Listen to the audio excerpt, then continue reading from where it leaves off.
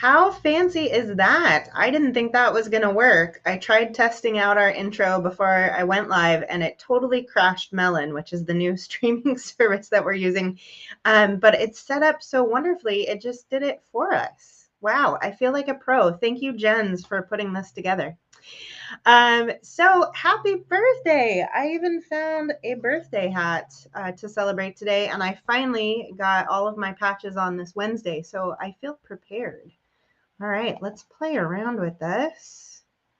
I've got the chat open. How do I do this? Oh, interesting. Okay, so I can't see the chat in Facebook, so I'm going to have to go into that. Melon does not support that. Yes, Facebook user says happy birthday. All right, let me pull up the additional chat as well. So exciting. Technology is great. But yeah, sorry I'm late. I'm usually not late for these sort of things. All right, there we go. Now I got the chat open. Excellent. Okay, well, as you can see, I'm KDP, your herald for the US chapter. It is our second birthday today, and I have a few guests for today. We have a few spicy product producers that we're going to be interviewing. I think we're going to have some folks do the one chip challenge. But the first thing that we are going to have happen today is an intro from our US chapter president, Nate. So I am going to bring Nate up. Look at that. What's going on? Happy birthday, everybody. Hey, Katie. Happy birthday. How you doing? I'm doing pretty good. How about yourself? Good, good. It's 10:30 a.m. here, so I'm starting our birthday off right. I'm watching 3 different screens. It's kind of crazy. So, alrighty. As she said, this is our second birthday celebration. As the U.S. chapter, we are relaunching as of today. Full force, everything. We do have a fundraiser that we're going to talk about here shortly that we're kicking off. It's going to last all month. We'll give you details in just a few minutes, but otherwise, I see people already starting to come in and chatting. So, Hey, Joe, Chris, Beth, Chili Bro, Jens, Jason, what's going on, everybody? So, anyway, you got anything more to say, or Me? Yeah, I mean, No, not really. Like I was saying, we're going to interview some folks today. I was hoping, as our president, that you could talk a little bit more about Sons of Fire. I did see there was a comment that you already responded to. Some people are still a little confused about who we are and what we do. Okay. As I told this person when they asked, we're here for charity and supporting the Chili Head community, to be part of something bigger than us. You know, I started off in November 2020. I've been here. I've met a lot of really good people, whether they're here or not. They've shown me what the Chili Head community, the camaraderie, Katie, with your professional eating and all that stuff, and since you've been going to festivals, you know exactly what I'm talking about. You can just tell some of these guys have been part of a group for 5, 10, 15 years, and whether they live anywhere close to each other in the country, when they see each other at festivals or any other type of get together, they're family. Doesn't matter what they sell, what they coordinate, anything like that. They are family, even if they haven't seen each other for a couple of years. So that's what I got to experience last year. I'll say before everything happened, but you know what? Today is the day that we forget about all that and we start what Katie and Chris Rudd and I have worked towards, and we've now added Joe as vice president and Chris as lieutenant. I think we have a full team. We have a strong team. We have an enthusiastic team. We're just going to start getting the stuff done. I mean, as far as, participation, what is it you can do to help Sons out? It's not mandatory you pay money for a fundraiser, but if it's for like 2 weeks, I can understand if you don't know anything, but we would like, if you can, just throw $5 in to say, hey, I'm still here, especially if it's a month long thing. If you can't, you know what, we understand. let's say you have a health problem and you don't want us to, help you out, but you still want to stay here, but you're going to be quiet on social media for a little while. Just let us know. That's all we ask. A little communication goes a long way. Well, a lot of communication is noise with living daylights out of this woman. So Nate is famous for sending me like 5-paragraph texts. It's fun. They would say the same thing. But anyway, it's just being a part of something bigger. I mean, like with this first fundraiser, we had initially started out where it's going to be 50-50, where we're going to go 50 towards St. Jude's, which is the charity that we kind of voted on to go with for this first one, and then 50 towards the club. Well, then Zest Fest came up, and we had, unfortunately, somebody was not going to be able to get there. But hey, stuff happens, but that's cool. But we still have 2 people on the League of Fire North America belt match table, and we're going to support them. So I'm dead set. I want to get $200 to St. Jude's, at least. Then the rest will be split among the 2 competitors to reimburse them for travel. Because my wife's a travel agent. I know this stuff ain't cheap. So, especially since it's a belt match. I mean, if they were just going to go hang out or something, unless we, made a whole, well, if we made a whole big thing, we couldn't help reimburse everybody. So, but because they're competing, that's why we're helping them out. With the St. Jude's, I will be adding 100 on top of the 100 or 2 that we might raise for them as a club. I'm going to be matching up to $100. Personally, you ready to try this and hope it doesn't crash? Yeah. Nate has a video for us all to watch, so we're gonna test it out and pray that Melon doesn't crash on me again. Okay. I think it's gonna be good. I'm confident. It's our birthday, right? Yeah. Okay. Well, anyway, all right. Let's see here.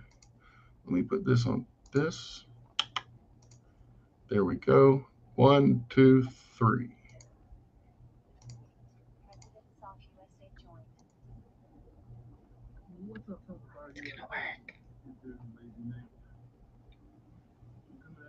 Maybe. I hear it, but we're not seeing it.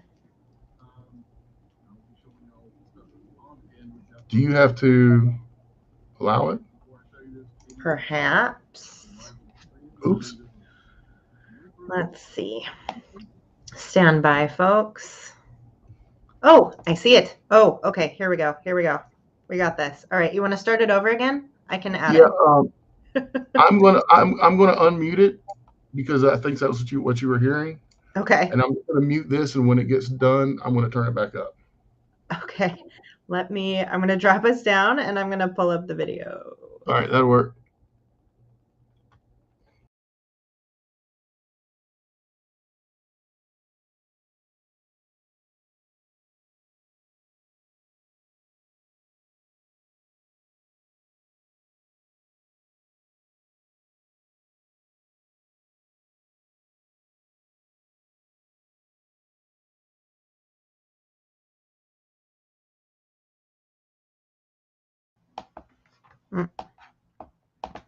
I think, Nate, you're going to have to unmute the video. It's still showing muted. So we're not.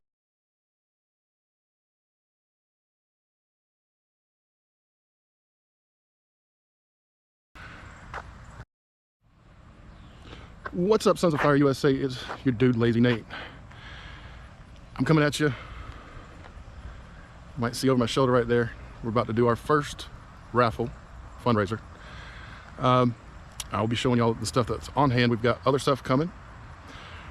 Before I show you this, Katie's going to have a 3-pack of Elijah's Extreme. I believe it was Reaper, Scorpion, and Ghost. Christopher Gale and Jason Pettibone will be donating some of their products and putting out, something out there at a later date. But happy birthday, sons. It's 2 years. We've made it. The U.S. chapter has made it. So here we go. I'll just get into it. What the raffle is going to go to. Our original thought was a 50-50 St. Jude's and then chapter, but then Zest Fest came up. And we actually have 2 confirmed competitors at Zest Fest. So as long as I can get 100 or 2 for St. Jude's, I'm going to split the rest between the 2 of them. That's Chris and Jason.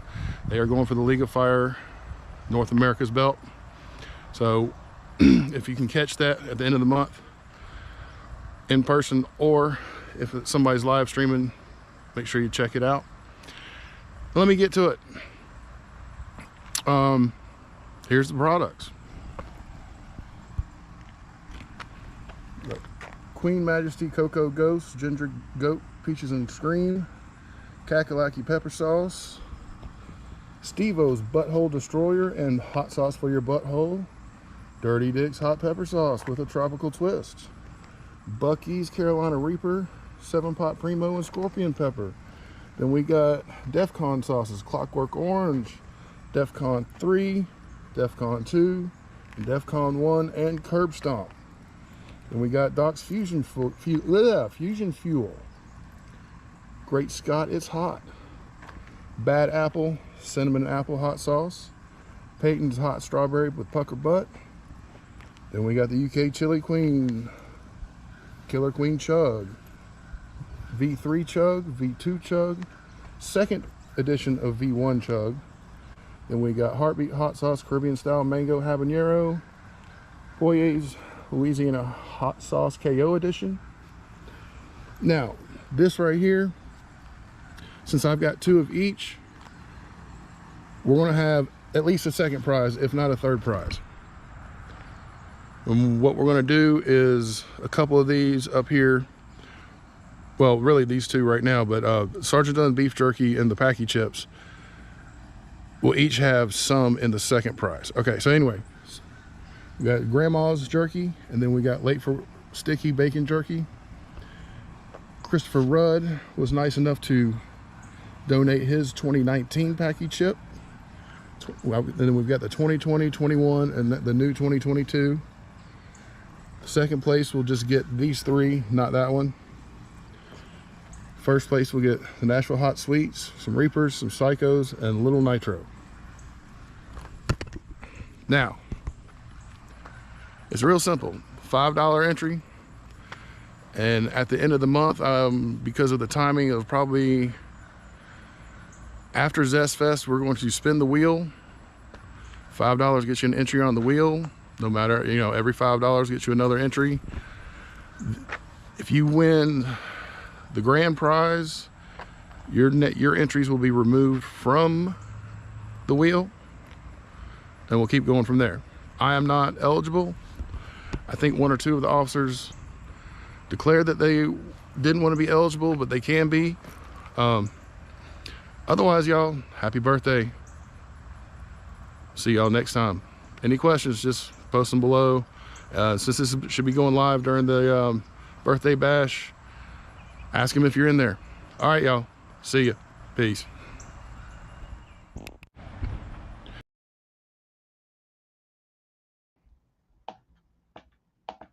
I wasn't going to enter, but now I really want to. Hey, we're back, Nate. That is awesome. What a collection. Well, no, hold on. That wasn't it. Oh, there's more? That wasn't it. I missed and you missed the hair. Oh, okay. Hold on. We don't want to miss that. Sorry. Yeah, I had to add an.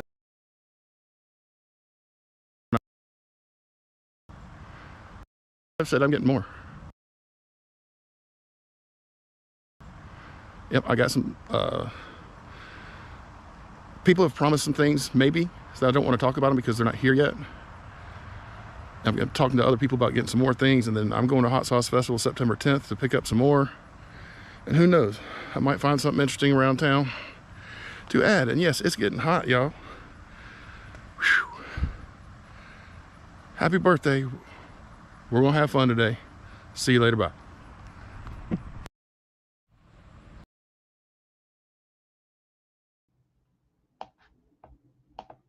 All right, we got to see the hair. Nice. All right. Well, I mean, I'll stay up for a minute if people have questions, but I told we know the man, the myth, the legend's ready to go He is. when we are. He is. I'm just trying to see if there's any questions in chat for you. People are very excited about the collection. Yeah, and you mentioned that I have the Elijah's Extreme. So in addition to everything you saw, we've got this trio of the Elijah's Extreme World's Hottest Sauces. That's what Nate was mentioning. And if you've got one of these and you haven't gotten with any of us, what time are we calling it? We were going to do that in between Dunn's interview and Jason's. So like 11:45 a.m. Pacific, if people want to join. If you've got a chip and you'd like to burn with some folks, I don't have a chip, but I will be monitoring and making sure people don't cheat. So in about an hour, what would you say? Yeah, a little less than an hour. All right, well then I better go get something to eat. Sounds good. Bring up that good jerky, man. Yeah. I'm gonna bring up Dunn, and we are gonna talk about some jerky, which I am very excited about. We'll see you in a bit, Nate. All right, I'll drop down and then I'll drop out and then I'll just come back to the link. All right. Sounds good. See you later. Happy birthday, y'all.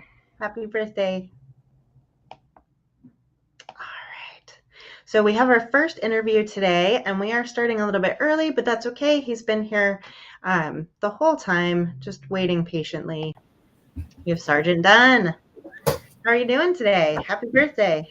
Happy birthday. I'm good. Good. Hopefully everybody else is doing pretty good on this Saturday. I know it's the first day for college football, so, might not have some people, but we'll see. So. Yeah. All right. Let me pull up our questions. All right. So super generic to start off the bat, but tell us a bit about yourself. How did you get into spicy foods and products? I mean, I've always liked, the green El Tec, however you say it, the little green bottles of hot sauce. I was, as far as extreme heat goes, I mean, I got into the chili community and then I started getting into hotter stuff. And then that, little green bottle just wasn't cutting it for me anymore. It wasn't hot enough. You're using the whole bottle at that point. Yeah. I mean, obviously I have so many friends in the chili community. It's unreal. But I mean, I've got friends that make hot sauces and tinctures and stuff like that. So, I mean, spice has always been something I enjoyed. Just going to the extreme is a little bit different. I never knew there was a hotter thing out there, until I started getting involved with the chili community. So, Doomsday was actually kind of the whole way I got into the chili community. Nice. Yeah. So, tell us a bit about your company. Like, what inspired you to start making jerky? And how did you decide, like, what sort of products that you wanted to sell? There was no inspiration. I mean, to make it a short story, I guess. My grandma used to make jerky. I mean, everybody's probably, if you follow me on Instagram or Facebook, you've heard this story. My grandma used to make, jerky when I was little. And that little dehydrated, the round ones, it took like 12 hours. Yeah, I had one of those. Yep. I mean, everybody has. So my grandma used to make it, and she had like a 24 stack, and because it would always feed, my grandpa, my mom, and stuff like that. So I asked my mom one day for the recipe, and she gave it to me. And as a snack, I used to just treat myself because back then it was kind of expensive for me for a snack to make for myself. So I always had the grandma's recipe, which is a pretty popular one with my customers. It's a hickory smoke. Mm-hmm. It's actually really delicious. And I actually gave Nate some for the raffle because it's just a popular. I saw that. Yeah. But then I, started making, I experimented. My wife asked me to make a sweet kind of jerky. So I actually did the sweet and seasoned. It's got some, Tabasco and some brown sugar, and she really liked it. Yeah, it's not the same. So I took it to work one day, and my buddies were like, "Hey, you should sell this." I'm like, nobody's gonna buy jerky. I was wrong. By a long ways. And then I just started coming up with different things. You know, I had friends ask me to make different flavors. I came up with majority of my own flavors besides the Late for Sticky, which is an inspiration from Jason from Late for Work. I've had some hot sauce companies reach out to me to make some jerky for them. Doomsday, the Atomic, that's kind of what got me into the chili community. In my opinion, and I'm not boasting about it, but I think Doomsday is probably the hottest natural jerky out there. I mean, it's all hot. right. All right. And then we just came out with the Four Horsemen, which we added some Dragon's Breath to the Doomsday. So it's even hotter now. Okay. Yeah, I see in the comments, Heat My Shorts says that Doomsday is his very favorite jerky ever, but he hasn't tried the Four Horsemen yet. So nope, and he's got it. He's got some. Nice. So. Nice. That's amazing. Well, if anybody is interested in purchasing some of this awesome beef jerky, I did put the link in the chat. So definitely check it out. There's also, you have a lot of cool merch too, like really fun jerky t-shirts, sweatshirts, things like that.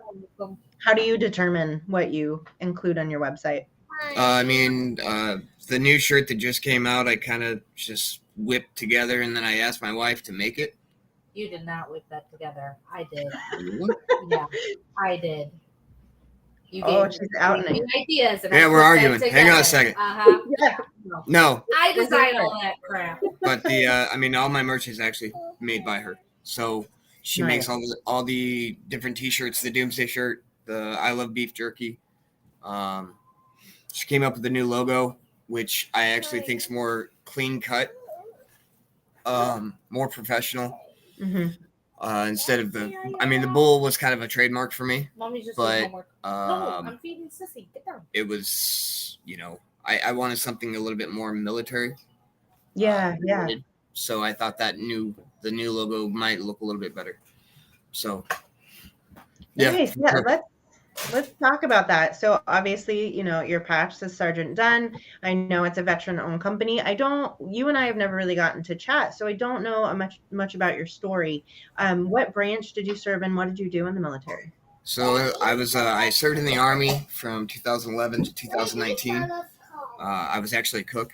So that kind of goes with the backstory of doing the cooking for the jerky and stuff.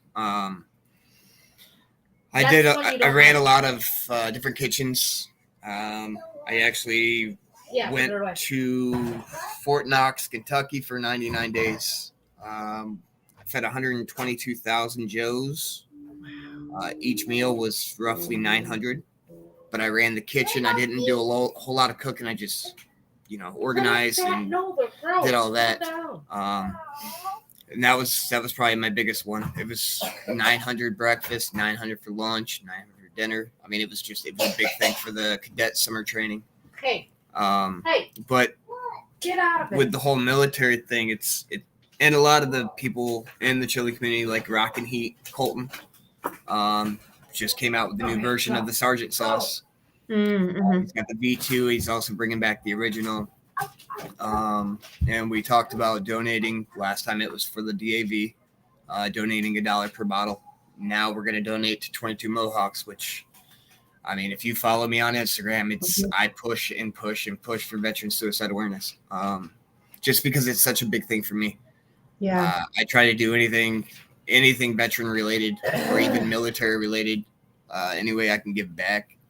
Kind of owning this company has really pushed me to help more.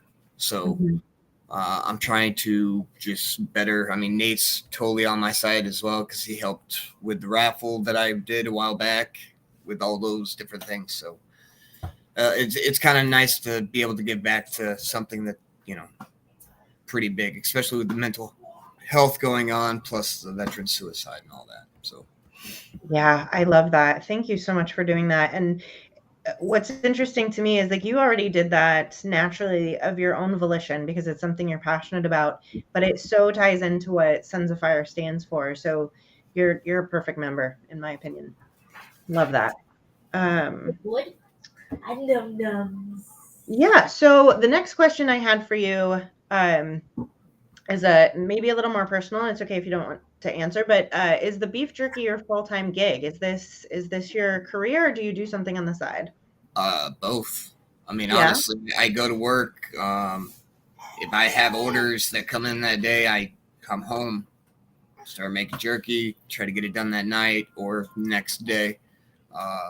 So, I mean, I'm trying to You still sleeping. eventually down the road, I would like it just to be this.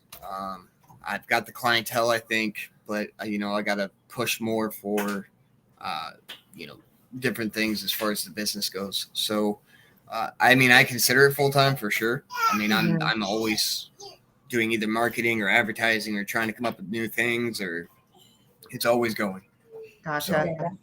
Yeah, for sure. Like 2 full-time jobs, basically. Yep, but I mean, I can't complain. I mean, I've got a lot of people, obviously, that back me up 100%. I mean, I almost quit. I'm not gonna lie, I almost did, but I've got too many people that are just pushing to, help me through. So. I see a comment here. It says, Floyd reached out to me when I was in a very dark place, said some very nice things, and sent us a nice care package. It meant so much to us, so much respect. That's lovely. Steve is a good man. Yeah. I mean, he is one of the biggest supporters of the chili community by far. So Steve's a good dude, for sure. We got another happy birthday. Awesome. Yeah, so you mentioned earlier that there were some hot sauce companies that were reaching out to you about producing jerky for them. Yep. Any that you can share, or is that kind of secret? Oh, I mean, I've got one. I mean, Colton. I mean, the Sticky Stinger jerky is probably one of the biggest sellers up there because everybody who has had that sauce wants to try that jerky. And I mean, it's really good. I mean, the way that me and Colton worked it out, it took a couple processes for sure. But I sent him one batch, wasn't quite right where we wanted it, and then I sent him another one, and then we came up with the final product. I've had a couple more like Up All Night Gourmet. I haven't had the time to do those yet. But it's just coming up with the new flavors, I guess. But I don't want to overwhelm myself because I think the count right now is probably 13 or 14 different flavors on my website. Yeah. So when somebody orders like 7 different ones, it's very time consuming. But it's, I want a variety for everybody. I don't want to have just like 3 flavors. Jack Link's probably has like 5, 6. Right. I'm trying to go up above and beyond. Shut that off. So let me ask, like really getting into how you produce your jerky. So do you do this in your home kitchen? Right now, yes. Nice. So I was just looking into this because I was curious the other day for my home state, but I was looking into like cottage law. So what sort of licensing do you have to do to produce from home? Well, I'm gonna have to start getting the. Well, here we have an incubator, but it is. They want to charge me by the hour and stuff like that. If I get there, then I can start selling products online. I tried to look into the co-packing. But that is, if I did one flavor, which is super hard to even fathom of thinking of just cutting it down to one flavor. They want 2,000 pounds or something like that. Oh, wow. Yeah, just to get it started. So my best bet would probably be, I'm praying eventually there's going to be an investor or something that would be like, hey, I would like to share or help you get a kitchen or something like that, maybe down the road. But as far as cottage law goes in Illinois, it does not cover the cottage law does not cover jerky. It has to be like a pie or candy or something like that. Yeah, it's the same here in Washington. Yeah, I'm working, I'm trying to eventually get a certified kitchen. But at this point in time, I can't afford to just build a certified kitchen. So hopefully my jerky gets into the right hands one day, and it will just pay for itself. Get a kitchen, start pushing some products out, maybe getting some stores, stuff like that. I'd love to go to a chili community or a chili festival and start selling my jerky. Yeah. I can't right now Yeah. because it's not certified, so I don't want to get in trouble. Or, I mean, I got invited to the one in California, the Mhm. Hot Sauce Expo. Oh, I yeah. mean, they invited me, and I Uh-huh. said I can't. I'm not legit. I don't want you to get in trouble, and I don't want me to get in trouble. I appreciate the invite. It means a lot. And then they said, I've heard a lot about you, and I'm like, I appreciate it, but I can't. I don't want anybody to get in trouble over it. I mean, right now, I'm liable for whatever happens if something happens, but Right. knock on wood. Yeah, no, that's not happening. I did see that our wonderful UK chili queen Shahina is in the house wishing us a happy birthday. And I just saw her at that hot sauce festival in San Diego. I got to meet her for the first time. So thanks for joining us, Shahina. Awesome. Yeah, I was looking into cottage law because I have this idea for a spicy queso I'd like to make, but it doesn't cover that. So No, not I happening. mean, they're very strict on this. Yeah, anything dairy or meat. Yeah. I don't think we can even make salsas or hot sauce in my state. So, Oh, you can. all right. This is one of my favorite questions. What is your favorite spicy product that is not your own? Yeah, and that's really messed up that you were going to ask me that. Just because I have so many friends that make products. I know. I mean, if we're just going like, I mean, I can cut it down. Obviously my tincture, that's going to be obviously Jason. Okay. But as far as hot sauce goes, and I mean, that's a hard one too, because I do like Uncle Bulkhouse hot sauce. Mhm. But my personal favorite, and I mean, I can't. The Mean Green from Pucker Butt is probably my all-time favorite hot sauce. I mean, the heat. I mean, it's got to be the extreme version of it, not just the one that was on Hot Ones. That's how I even found it. I got the box, and it warmed me up. Like Hiccups. yeah, I did get the hiccups. Oh, wow. I mean, it was really good hot sauce to me, and I love the heat.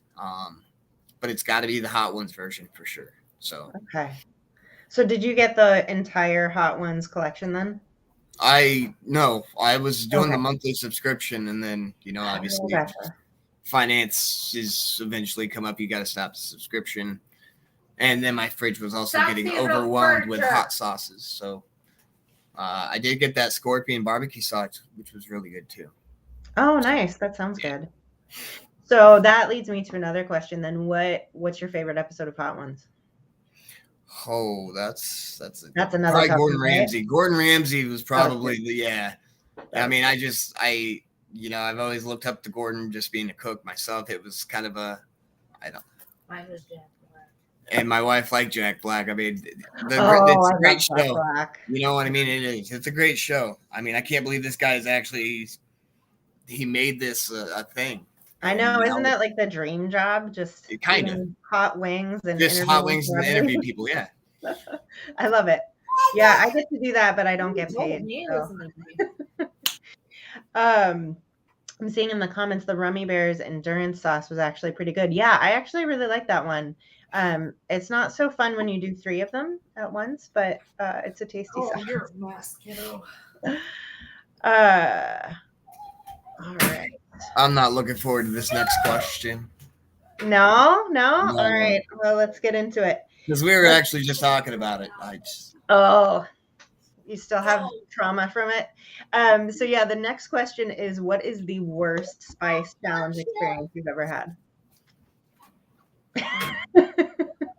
All right. So, and I'm going to have so many comments on this one. It's going to be ridiculous. All right, so I mean, I did the 6 hot balls, which wasn't even that bad because I've done like probably I think 3 challenges so far in my spicy, within the last year. Because I think I've started doing challenges in the year.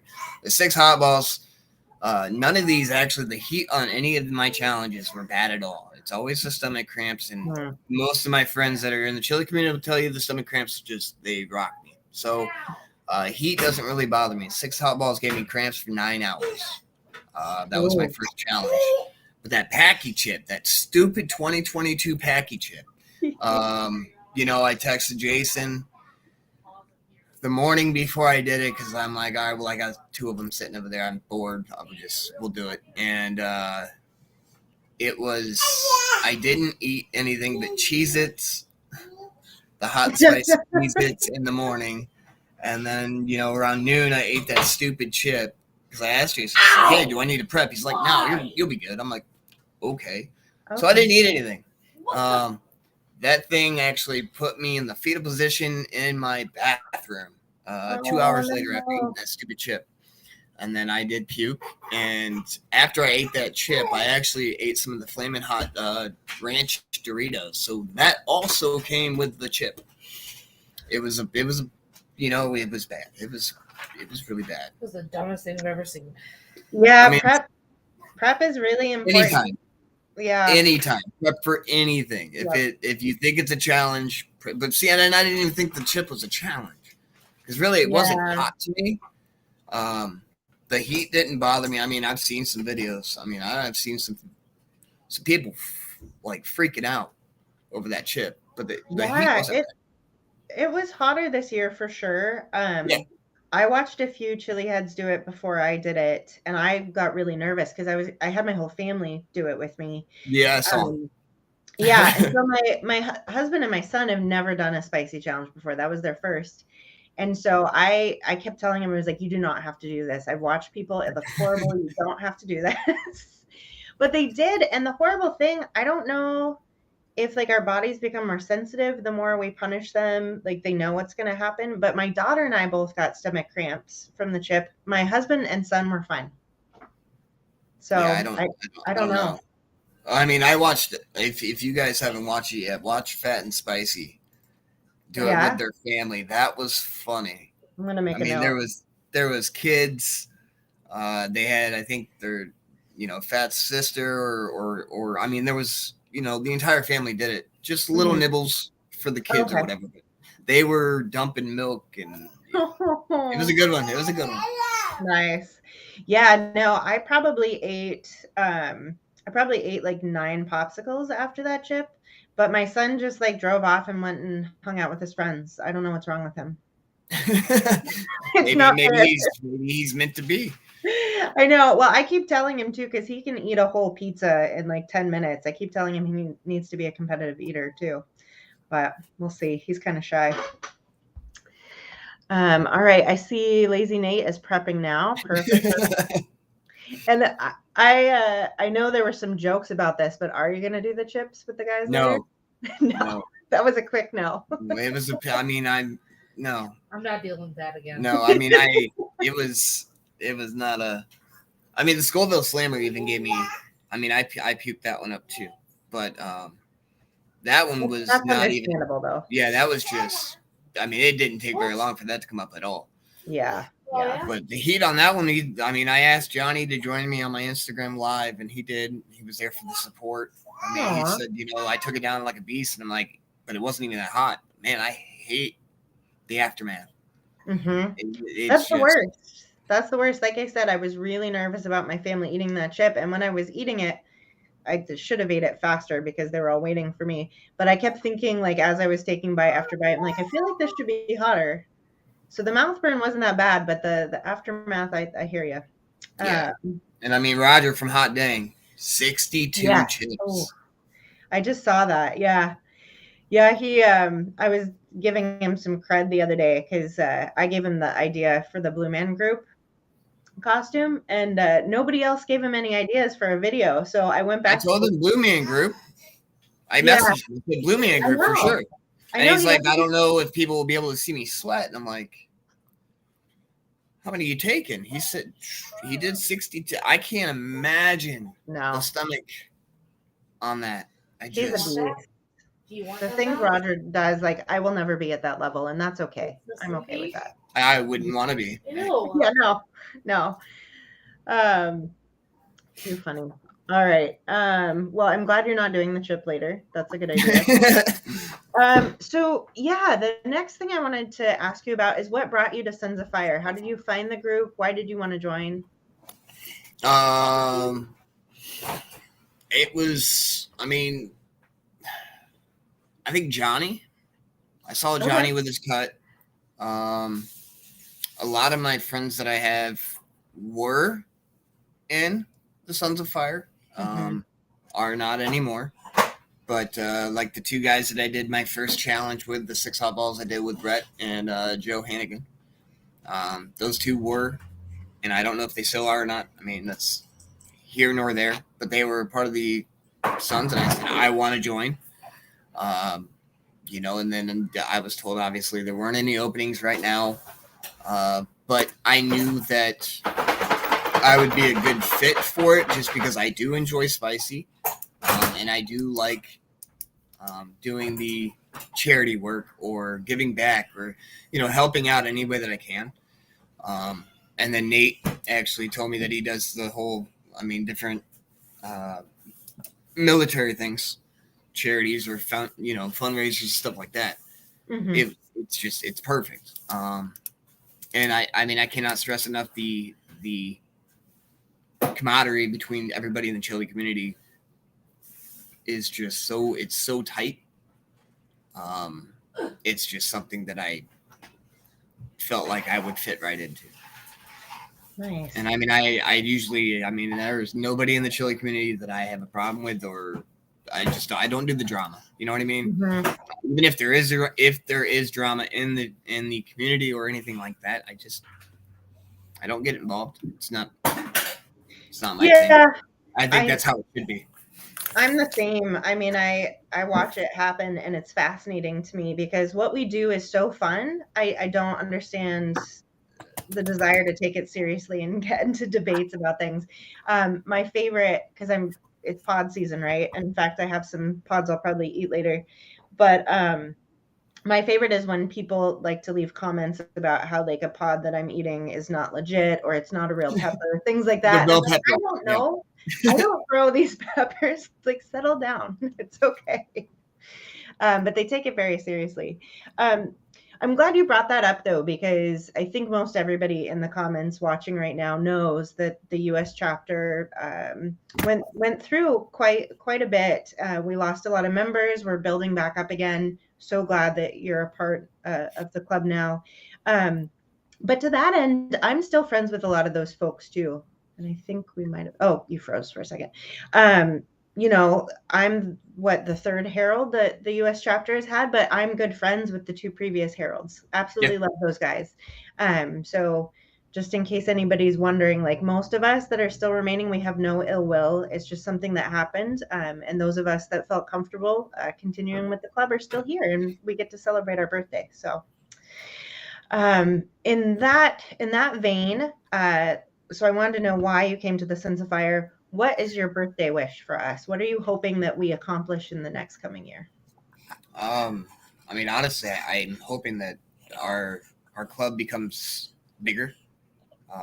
We do get more people. It starts growing again, because I know there was quite a few in the chapter before, not so much anymore. But I know there's a lot of great people in the Chili community that would be great fit for helping us in this club. And I know a couple of them have already been invited. We're just waiting for them to say okay or move on with that process. But there's so many people in the community itself that I think would be really great fits. So I'm just hoping we expand more. And eventually, meet up, different areas like Chicago. I know Chicago's got a hot sauce convention that they just had. So next year, I think it'd be really cool if I could make it to that one. We'll see what happens, depending on the kids, obviously. But I know there's some people around me that might even go up there that might eventually be part of the Suns. So just getting bigger, for sure. Doing more, like Nate's already trying to push, So I'm totally on board with that, for sure. Yeah, I love that. We definitely, if anybody is watching and is interested in membership, please message me or any of the other officers. We're happy to talk to you about what that means and how you could join. Yeah, that's my hope too. I hope that we continue to grow and do more good work. So that's great. I see in the chat, Chris is saying that he did a live last night with a few ex-members, nothing but respect for them. They have no hard feelings. That's wonderful. That's what I've experienced as well. Steve is asking, is it Floyd's birthday too? Are you referring to Sons of Fire? No, it's Sons of Fire's birthday. I told my husband this morning, I was like, I get two birthdays now. And he said, I had to do 2 tours in Iraq to get a second birthday. Why do you get a second birthday? I said, well, I'm part of the Sons of Fire, so there you go. All right. So last but not least, any plugs? So where can we find you online? I did put the link to your website. I know that you're very active on Instagram. You mentioned that earlier, but where can we find you? I mean, typically I post a lot of my giveaways I do are on Instagram, Sergeant Dunn Beef Jerky, only because the majority of the giveaways that I do are chili community related, and a lot of people on my Facebook are more my typical customers that eat the regular stuff, not the hot stuff. Right. So I do a lot of hot stuff giveaways on my Instagram. I do have a Facebook, and that one, all you got to do is add the S, or even you type in Sergeant Dunn Beef Jerky on Google. It will literally bring up everything: Instagram, Facebook, YouTube videos, reviews, stuff like that, and even my website. So there are a lot of reviews on YouTube. Some of them were challenges. The One and Done challenge, me and Jason's late for work challenge. Might even become. I'm trying to think of a new one to come up with. Since that One and Done challenge caused a lot of problems for some people, I'd like to do another challenge, jerky. Okay. But I don't know yet. Obviously, we'll see what the road shows ahead. So, but yeah, I mean, we do have Colton's got that new hot sauce coming up. That will be available on my website probably Tuesday, I think. And Okay. Jason from Late for Work. So hopefully we can get rid of those quick, donate that money to 22 Mohawks. I mean, that's my goal. So Excellent. Yeah, and I saw that somebody put that in the chat as well, if you're curious about that. Yeah, if you guys haven't checked out 22 Mohawks, their website, they're doing unbelievable things. Pets for veterans with PTSD. I mean, it's crazy. That's awesome. That's awesome. Well, thank you so much for taking some time today to share with us your product, your story, and thank you for all the good work that you're doing in the world. That's awesome. All right. Well, I'm going to let you escape and enjoy your beautiful family. Thanks to your wife for supporting this so much and creating all the merch. I know she's in the background, but hopefully she can hear me. And yeah, happy birthday. I will talk to you guys soon. All right, Katie. Thank you. Appreciate it. All right. And then it's just me, and I have to take the vest off because it's getting too hot. But I do have my son's t-shirt on, so that's good. All right. I might have to take this hat off eventually too. The elastic hurts. But I have some filler because we're waiting for our guys to come do the one chip challenge. I mentioned I have some pods. So these are from Jimmy Pickles Pepper Company. I'm trying to decide which one I want to do. This one, Gononong. Very pretty. Oh, fell right off the stem. Very pretty. I have not had this pepper before. Let's check it out. Chris says, I need a Suns t-shirt or 5. We definitely need to get you a t-shirt. I don't honestly know where to get those anymore. Let's see. So this pepper, we're going to do some research because I like to know what I'm eating. And I'm sure somebody watching already knows what this pepper is, but I do not. Where's that in R? I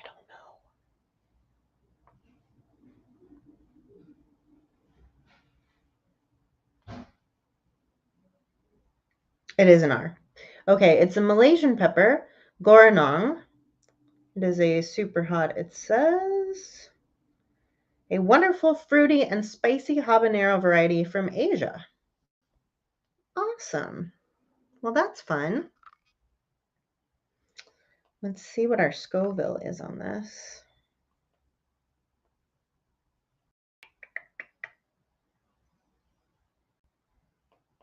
It's thinking.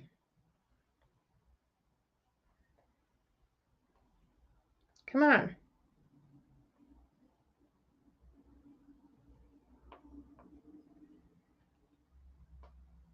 And yes, we are going to be live for quite a while today, so there will be some dead air. Sorry.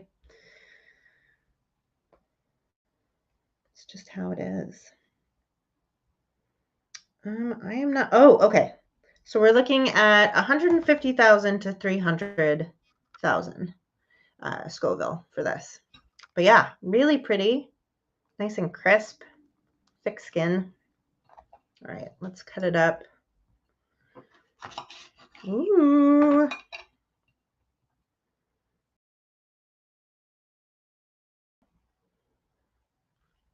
That's going to hurt. Yeah, and I know I do lots of dumb things. I do lots of challenges, but peppers are tough, man. That America's Belt challenge is one of the most difficult things I've ever done. All right. You can order seeds for this from Jimmy Pickles Pepper Company. Oh my God, that's hot. This was a mistake.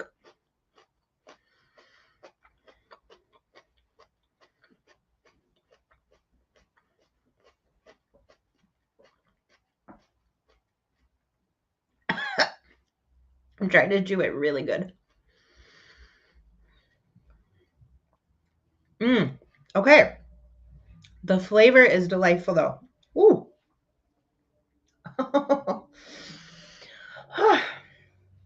That is hot. But interesting flavor. It's almost like there's like a cinnamon or nutmeg type thing going on there. I'm not sure what that is, but I like it. And I just reminded Steve that he needs to go water his peppers. There you go. That was your reminder for any of you guys that are growers. Take care of your pepper plants. Woo. All right. Yeah. I'll put the link so you can order seeds for that beautiful thing. Wow. So yeah, you can imagine when I was doing the belt challenge, I think I ended up eating like 14 fresh peppers. I looked like that the whole time from the first pepper on. My husband said the audience could clearly see that I was in pain the entire time. Whew. All right.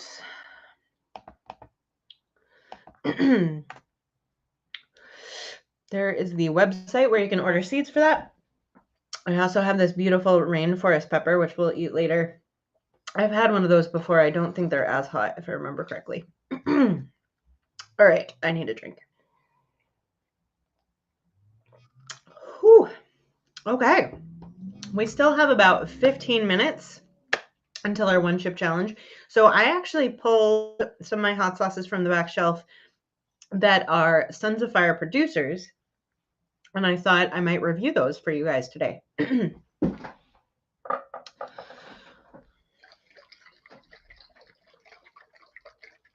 So first up, this one is from South Africa. If you don't know him, this is Johnny Hexberg. And oddly enough, I did not buy this from South Africa. I actually bought this from a company in Scotland. But I thought it was funny because it's cannabis infused. No, this is not going to get me high. It's totally legal, which is why they were able to ship it to me in the US. I think it just has hemp oil in it, if I remember correctly. Yeah, and it says it contains no THC. So there you go. So the ingredients are jalapeno chilies, vinegar, salt, hemp seed oil, 10%, which is really good for you. And they actually list out what's in hemp seed oil. So we've got omega-6, omega-3, gamma-linolenic acid. I believe I'm saying that right. And vitamin D. Those are good things for folks that live in really gray weather like I do here in Washington State. And then, of course, our jalapeno peppers, they list that out as well. It's got capsaicin, so good for you. Vitamin C, vitamin B, folic acid, Nice. That pepper is still getting me. All right. Okay, so Chris is saying, Katie, tell us about you. Some of our new members may not know you. Oh, yeah, that's probably true. What to say about me? It's never fun to talk about yourself. At least I don't think so. Let's see. Well, I've been a member of Sons and Fire almost since the beginning. I wasn't a founding member mainly because it was called Sons of Fire. So I made a joke at one point, like a few months into the club founding, that it felt kind of like a boys' club. Dave did not like this. So Dave got almost every single wild woman of fire to message me and tell me that I should join. So I probably got like 50 different messages. It was quite funny. So of course, at that point, had to join. And yeah, they just put Johnny. I just tagged Johnny in the chat. Nice. What was he saying? So yeah, so I had to join. Got the t-shirt. Love this t-shirt. And didn't really do much. I did do a challenge with Goot one time. And of course watched a lot of the live streams. But wasn't like a super active member. And then when everything went down and the US chapter kind of fell apart, I just waited in the background, like knowing, like all Chile drama, that eventually it would die off and we would dust ourselves off and see where we're at. And Dave reached out to me and asked me to be the herald. So that's my Sons of Fire story. For me personally, I have worked mostly in nonprofit my whole life, which is why clubs like this are important to me. Currently, I work for the American Red Cross. I supervise a team of employees that recruit and engage volunteers for most of Washington State and the Idaho Panhandle. So we have about 1,800 active volunteers right now. And day to day, those volunteers are doing things like responding to home fires. We have service to the armed forces. So the Heroes Care Network volunteers are those folks that are reaching out to active duty military that are deployed when things happen at home and they need to be communicated with. And of course, we respond to large natural disasters. So right now we're still in wildfire season in this part of the country. And so that takes up a lot of my time. And then outside of my boring regular day-to-day work, I'm also a competitive eater, which is how I got into spicy challenges. A lot of competitive eaters that do YouTube will occasionally do a spicy challenge. Most of them will tell you that they absolutely hate them. They only do them for the views. But the first time I did a spicy challenge, I realized I kind of like this and I love spicy food. So I think I'm probably the world's okayest competitive eater. That's what I call myself. But I'm an above average chili head, I would say. So that's a little bit about me. Okay, let's try this hot sauce because Johnny was tagged. So really pretty foil.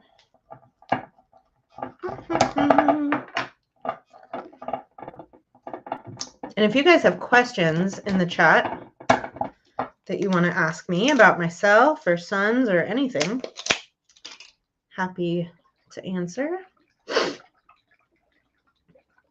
Katie is the marketing manager for Radox Bubble Bath. If you know, you know. Yes, I do love a bath.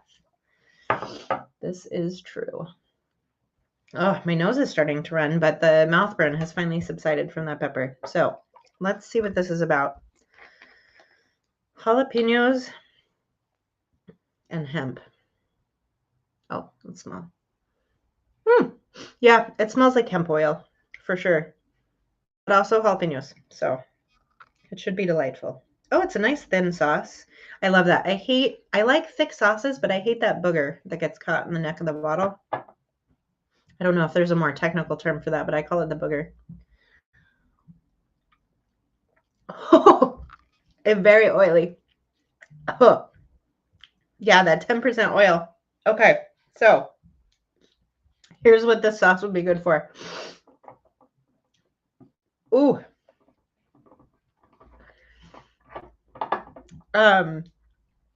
Because of the amount of oil in this, I think it would actually be a really good salad dressing Or trying to think, like if you make like a pasta salad, like an antipasta, you could definitely use this as the mix. It's very vinegary, lots of oil. Yeah, it's just like a salad dressing with a little bit of that jalapeno kick. Huh. I think I'm going to have to do that. I think I'm going to make a cannabis, I can't talk. I'm going to have to make a cannabis pasta salad. Very interesting. All right. Oh, Johnny's here. Great for salads and oysters. Yeah. Oh, yeah, that would be good on an oyster. That is an excellent idea. I might have to get some oysters then. I am a big fan of oysters. Edda's here. Happy birthday, Edda. So good to see you. Edda was wondering why she didn't see the comments. Excuse me. I have to burp. Oh, too much pepper. Johnny says it's a Louisiana sauce infused with CBD. Love it. Love it. All right. Nice. Well, yeah, I'm definitely going to do some fun things with that.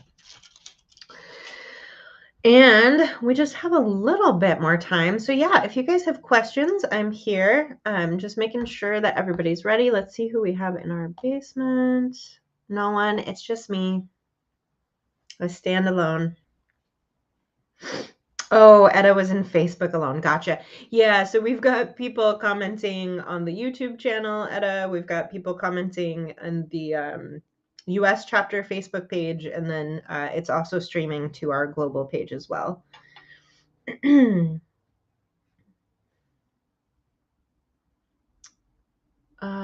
use it a lot in pizza in South Africa. Oh, that would be good too, because it would cut, the acidity would cut through the cheese. I like that.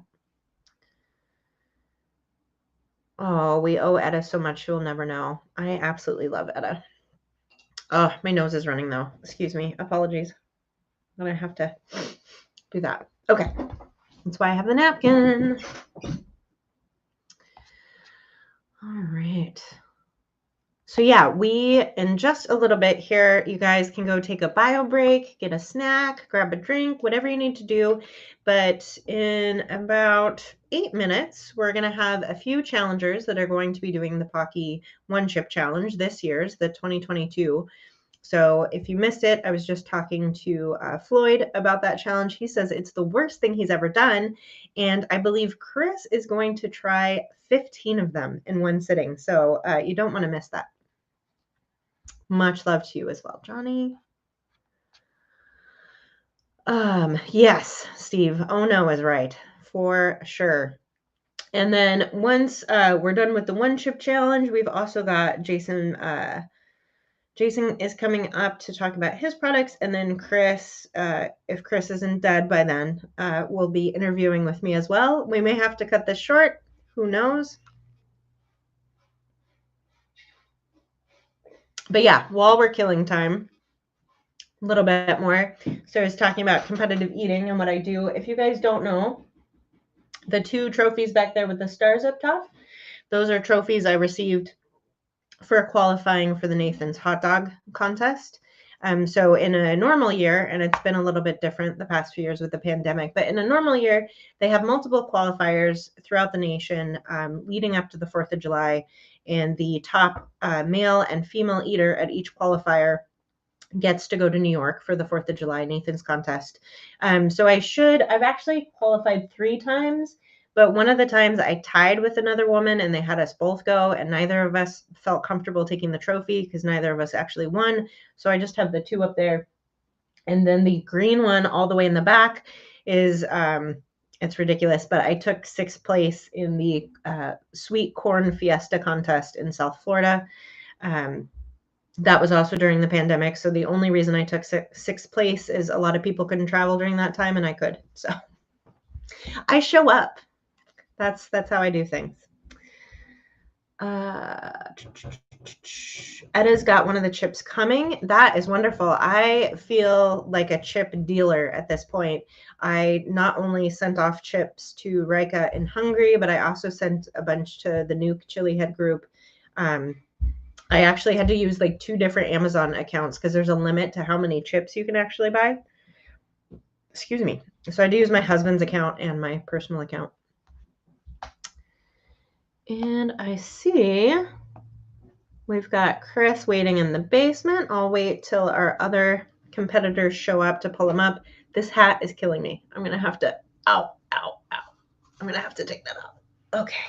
All right. It was fun while it lasted. Oh, yeah. 15 is going to be very impressive. And like Floyd and I were talking about earlier, if you haven't, definitely watch the Hot Dang Show. Roger not only is an amazing chili head, but he puts so much work into editing and just producing his shows. It's amazing. I feel like I just like cut and paste essentially compared to him. Who would win a race, the Flash or Superman? Well, if I remember from like the old Christopher Reeves movie, Superman can go so fast that he can like reverse time, right? Like, doesn't he spin the world backwards at one point? So I would assume Superman, right? I don't know. Discuss amongst yourselves. I'm curious what other people's thoughts are on that. I mean, the Flash, that's obviously his thing, speed, but Superman did go back in time, technically. Lazy Nate says, I am cut and paste. Yeah. I'll buy that hat for $20 for the Sons of US fundraiser. Sold. You may have my little hat. Yeah. We have a bunch of birthday party supplies from the kids over the years, like downstairs under, we have like a closet under the stairs. And I was hoping to find one of those, it's not a whistle, but like the little party blowers that are super obnoxious. I was going to do that throughout the live, but I couldn't find one. But we do have tiny little hats. All right. All right, guys. If you don't have that snack and drink at hand, you've got 4 minutes. You better go get it. Let's see. Do we have anybody else waiting? No. Just Chris. Okay. Well, Chris, so you know, because it looks like, okay, nope, you're active. I can see. Chris, so you know, I'll bring you up in 3 minutes. So you still have some time. Ooh, love in the background. People are going to like that. Very exciting. I was just going through, I'm sure a lot of you guys have these as well, but I was just going through my cards. I need to buy those like baseball card protectors and organize these and frame them. But if any of you watching or in the chat have cards, let me know. There's Chris. I do have you. Do I have any other sons? Let's see. I've got Heiko, and we've got some Heiko hot sauces to try later. Not too many. I've got Etta. Love that. It's sad though. You can't really tell, but this one, I got sent quite a few of yours actually, Etta, and I had to throw a bunch of them away because when Paul sent me the package, hot sauce broke and like just got all over them. So it's a little bit damaged, but at least it's with hot sauce.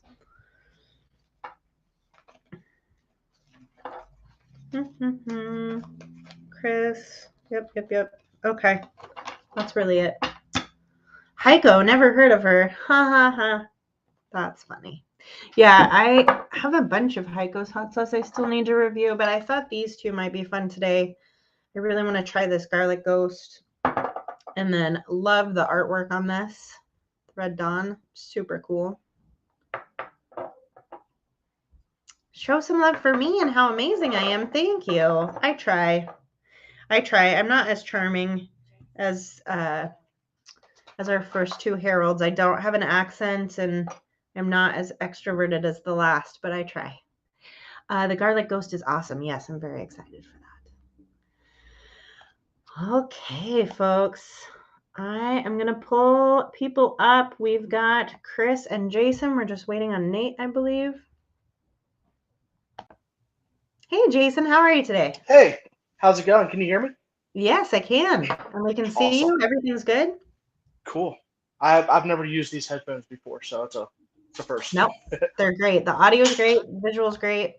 Cool. And we are also joined by Chris. What's up, guys? Give me 1 second. My camera took a fell off the stand. No worries. We are still waiting. We are still waiting on Nate. So we'll give him a little bit. And it sounds like somebody might have another tab with the live open. There's an echo. Should I mute you guys?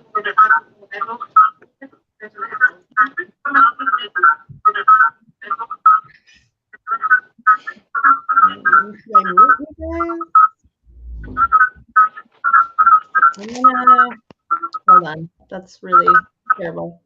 Okay. Yep, it's definitely Chris. We'll let him sort that out. Sheesh. So how's it going, Katie? I'm good. I'm good. This is fun. I blocked off the whole day to just celebrate with you guys. So kind of cool. I've never been live this long. Right. Yeah, I mean, I've never been live on YouTube besides twice, so this is pretty cool. Yeah, you usually go live on Instagram, right? Yeah. Makes sense. Oh, these don't fit. That makes sense. And it's nice to actually talk to you for the first time. Yeah. I mean, we've like kind of talked to each other virtually, but not where you can put a face to the name sort of thing. Exactly. Nice. And you have your SOF shirt on as well. All right, Chris is still fiddling with his camera, and it looks like Nate is working on coming back to us. Awesome. So we have a question in the chat. Tomas says, so basically you do League of Fire challenges to join Sons of Fire. No, you do not have to do any spicy challenges to be a member of Sons of Fire. So most of us do love spicy things. We like to burn, and people are always welcome to reach out to me and go live and do a spicy challenge with me. But all you have to do to be a Sons of Fire really is have a passion for this community. And really, we're more of a charitable club. So if you like giving back, you like fundraising, you're passionate about a nonprofit of sorts, and you would like to coordinate something like that, that's really the kind of members that we're looking for. So the spice thing is just kind of on the side. And I don't know if I'm frozen or Jason's frozen. We will see. I'm hoping it sorts itself out. Okay.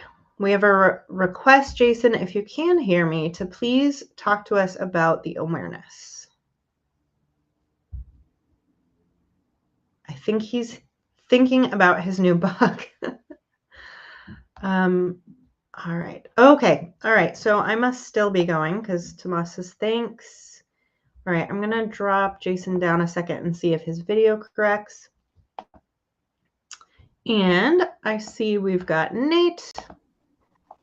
And Nate, it looks as though your video is working. That is wonderful. Hello. I'm going to pull up. We've got Chris. Look at that background. I love that. I got to adjust my camera so I'm straight here.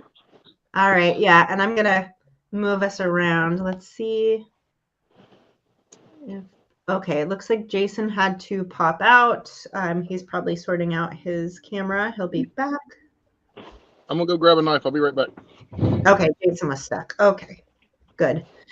Yeah. You never know. Like I said, Melon is a new streaming service, and for some reason, I agreed to switch rooms with my son, so he has the room with the good internet. That is a terrifying bucket of chips. Well, it's perfectly labeled. It says put up or throw up. Oh my gosh, I love it. This is going to be fun. Thank you so much for agreeing to do this. Oh, it's going to be fun for you guys, not for me. I just hope that you're able to talk to me later.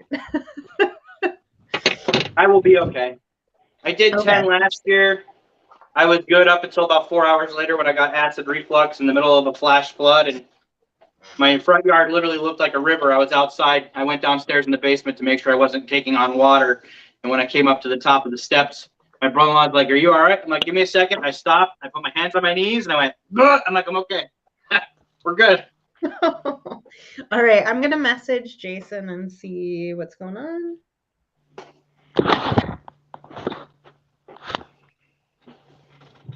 That's a lot of chips. A lot of chips. No, a chip. This is a chip. No, that's too high. Okay, well, that doesn't work. Oh, it's gonna be hard for me to do.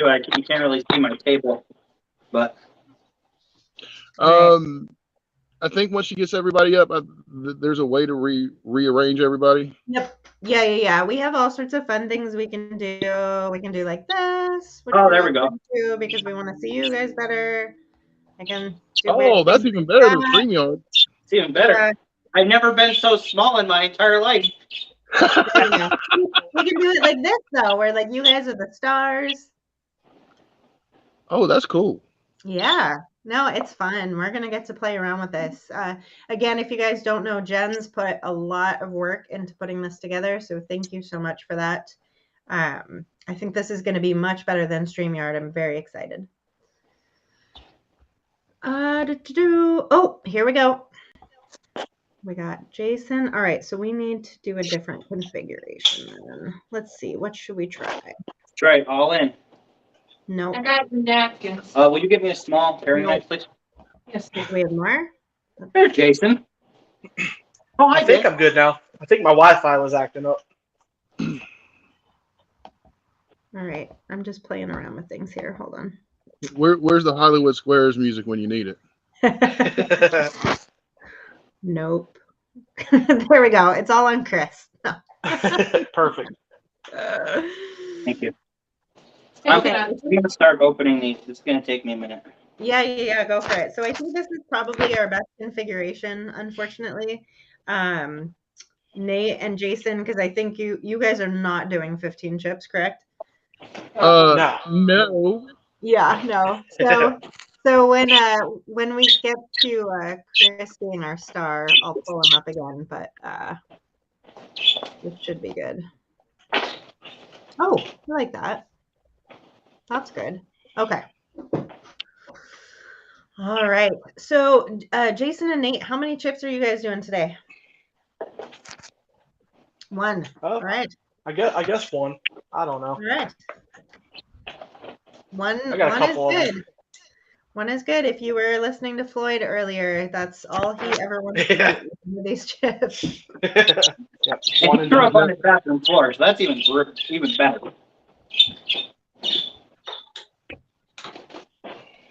No, Katie, Andrew's not here, so if down goes Frazier, down goes Frazier. Yep. You want to? I'll start a minute. Should be alright. Once I get done taking these all, I need you to throw all of them away. Save one box. I'll save one box over here. So for those of you guys That's watching, permission. Throw them away.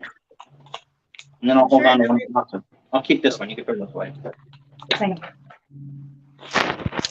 I'm sure Just mute everybody them. has seen this challenge, but the difference this year with the Pocky 2022 chip is it has a little bit more of everything. There's no extract in it, but it does have more Reaper, more Scorpion, and it has blue dye in it this year. So I guess the idea is that you can't cheat because it's going to dye your tongue blue.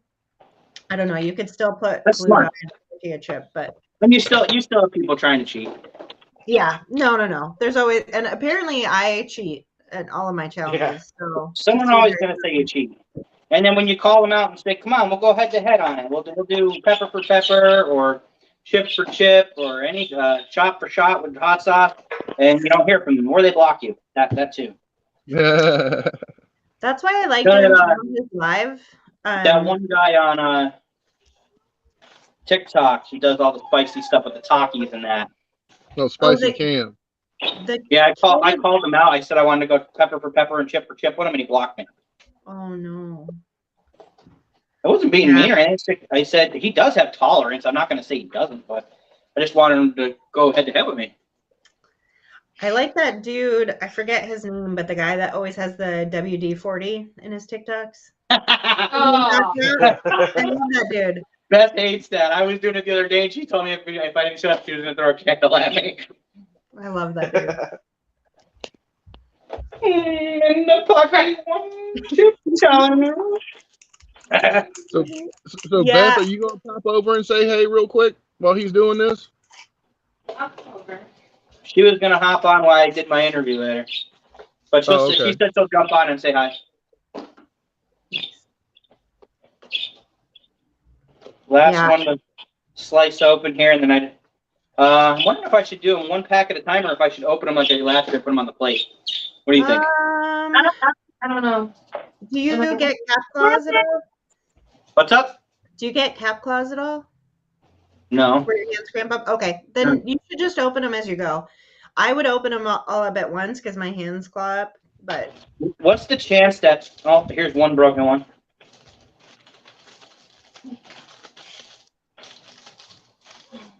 Now, for any of y'all that are new to like League of Fire rules, the reason I'm sitting here with this up here like this, like a Yahoo, is gotta so it show doesn't leave camera.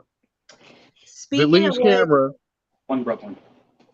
speaking of which, you guys should do disclaimers because they are adding this chip to the League of Fire. So if you're somebody that posts for points, you're gonna want to do your disclaimer. Oh, I don't have that disclaimer available to me.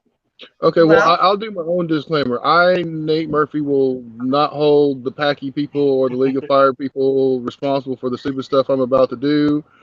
I don't have it in front of me. I don't want to lose this measly 1 point. Sorry, I shouldn't have said it that way.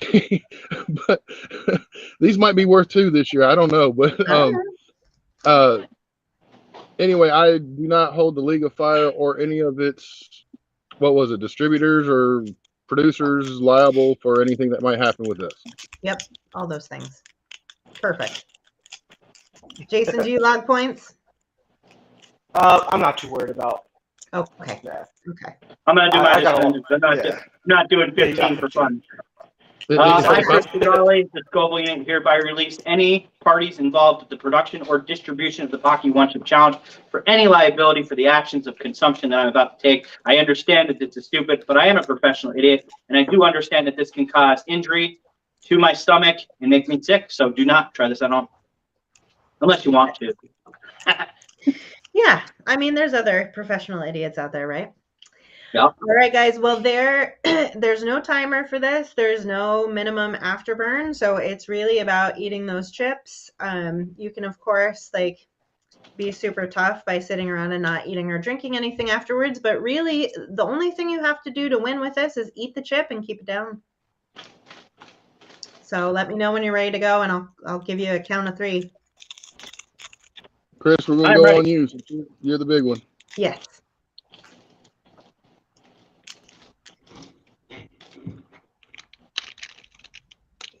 Yeah, you might want to throw that away. I'm gonna eat the. I only have one broken one out of all 15, Do that one first. which is surprising. Very surprising. These came Amazon. Every time I've done this challenge, my chip has been broken, but this year I had an intact chip. It was really pretty. Oh, I was just broke told it. that they're heftier. All right. Doesn't smell too fantastic. It does not. I recommend trying not to smell it. I think it just smells like pepper. Yeah, no, exactly.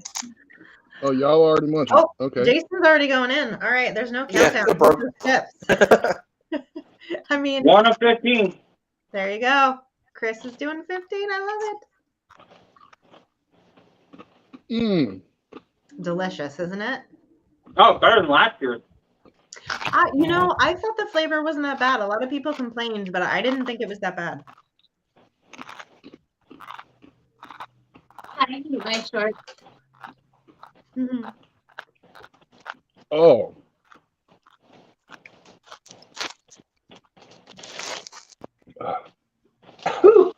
Ooh, it's getting Nate. I know that taste. Jason is unbothered. Look at how loaded that is with the blue stuff. Oh no. Jason might as well have eaten a regular tortilla chip. Does not care. It's not crazy.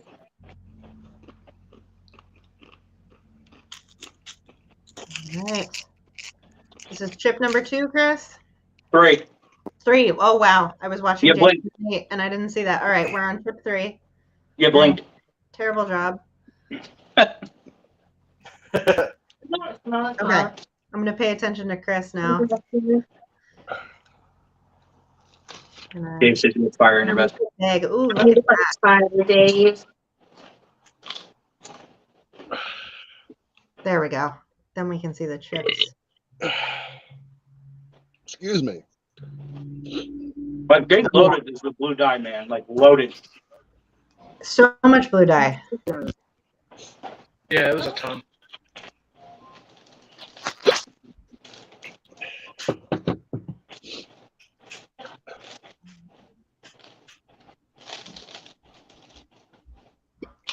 Is Chris froze? He's not frozen on my end, Steve. I can see him okay.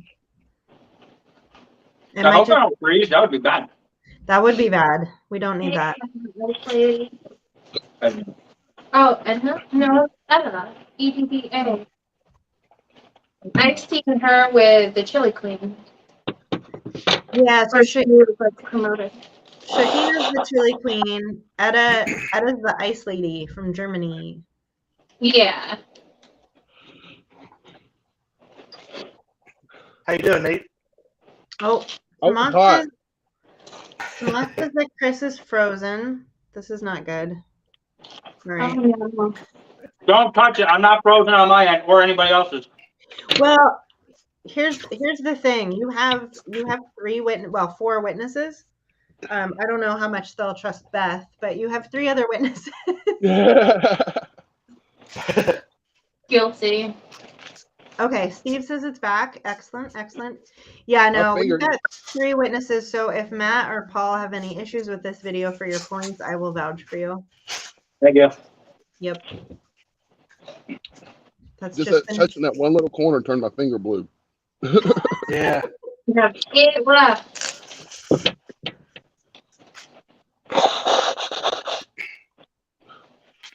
Oh yes, yes, and not to forget, we have Heather, who is the Scots queen. We have lots of chili queens.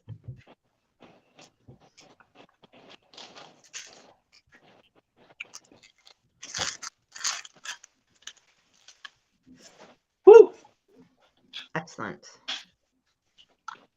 Getting hard to chew.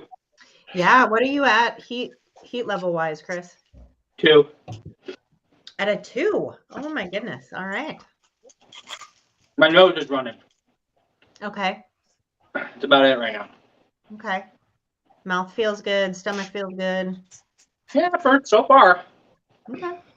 I'll tell you what. There's a lot of blue dye. Yes. I'm not looking forward to what it's going to look like later. It's probably. Did you ever have those weird Whoppers at Burger King with like the black or green buns? Probably gonna look like that.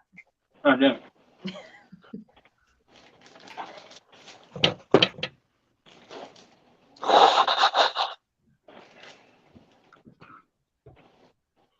Ooh. Ooh, I just had an instantaneous tongue burn just light up out of nowhere. Just finally kicked in, huh? Oh, yeah. Oh. Well, I imagine the salt and the tortilla chip are probably doing a number on your taste buds, so they're probably rubbing them raw. That's what I would think. You're doing awesome now. Yeah, you are. 7 left. 7 left? Yeah. Nice. You got this, Chris. Is this the highest level of multiples you've done with a challenge before? Yeah, last year I did 10. Okay. I've only ever done 1 Pocky chip at a time. I don't know. Probably because they're so expensive. On the 2020, I got up to 5, and that was struggling. Labor Grayson is picked in. I'm at about a 4. Okay. It's building. If you're at a 5, I'm starting to taste the dye. oh yeah, Roger mentioned that he could really taste the dye. I think that's part of what upset his stomach.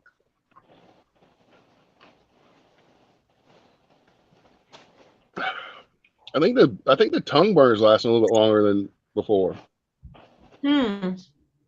Yeah, that was funny. I didn't think there was much of a mouth burn with this, but like I was telling Floyd, it did upset my stomach afterwards. Like not bathtub worthy, but I was uncomfortable for sure. I prepped a little bit.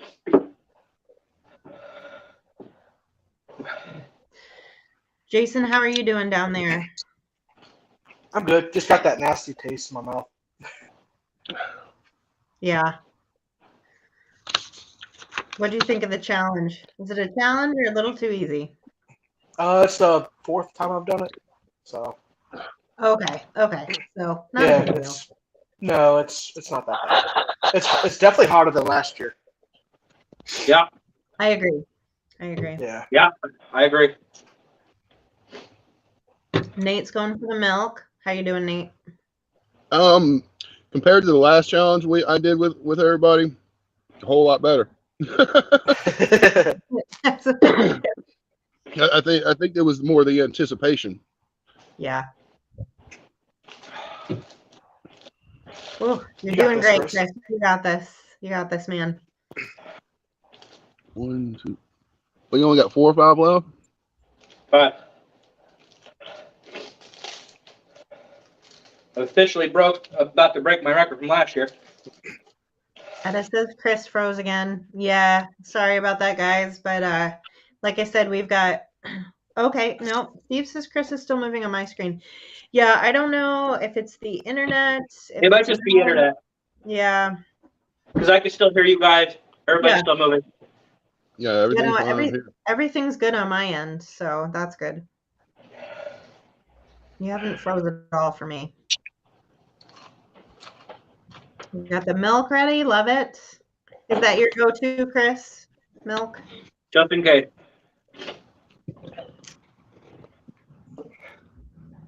Steve says moody internet. Yeah. Yeah, milk doesn't help me too much. So if it's a really bad challenge, like if I were going to do 15 chips like you're doing today, which I would not do, I would have the bathtub ready and I'd have some wine in the bathroom waiting. That would be my go-to. My go-to is crying and holding my tongue out. I love it. I'm out of 6. Okay. You're almost there. This reminds me, I don't know if this will help you, Chris, but in competitive eating, when you got to keep eating and you don't want to anymore, the ostrich movement, that helps. Just choke it back. And also, I always remember ABC, always be chewing. Just keep chewing those. You want to get through it.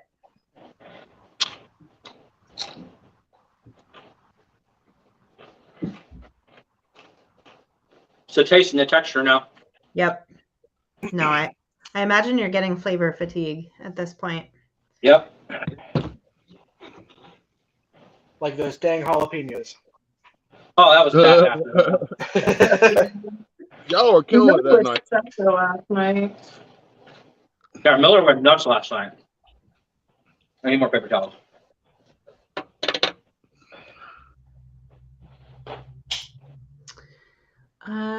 Did anyone see what Chris Miller did with the one chip challenge yesterday? I didn't see that. Tell me what happened. Animal. Jason, talk about it. Oh, he's not on it. Jason's coming back. Jason, what did Chris Miller do with the one chip challenge yesterday? Oh, shoot. He did 3 Robbies of Tink and 2 hot peppers. I think one was a scorpion and the other he wasn't sure what it was. And then he did a Hellfire piece of jerky, a 1 chip. I think that was it. But he had it all sandwiched together and ate it all at one time. Oh my gosh. It got all over his chin and yeah. Oh, that's rough, man. Yeah. Yeah. It hung around for like 45 minutes. Like he was rocking back and forth. Oh, gosh. Yeah. He poured milk all over his face and everything. Just rubbing it in his eyes. Yeah. It was awesome. Oh, poor guy. Did he ever throw it up? I have no idea. I would have. I don't think you did. I don't remember seeing it, but gosh. So we have a question about bonus points. So I don't remember. Usually, I think with 15 it would be 6 bonus points because it's 1 Yeah. for 5, 2 for 10, 3 for 15. I think. yeah, I'm just looking at the league table really quick. And of course, like I have notes of like all the challenges I've done while they've been revamping the website. Any idea when that's gonna be back up?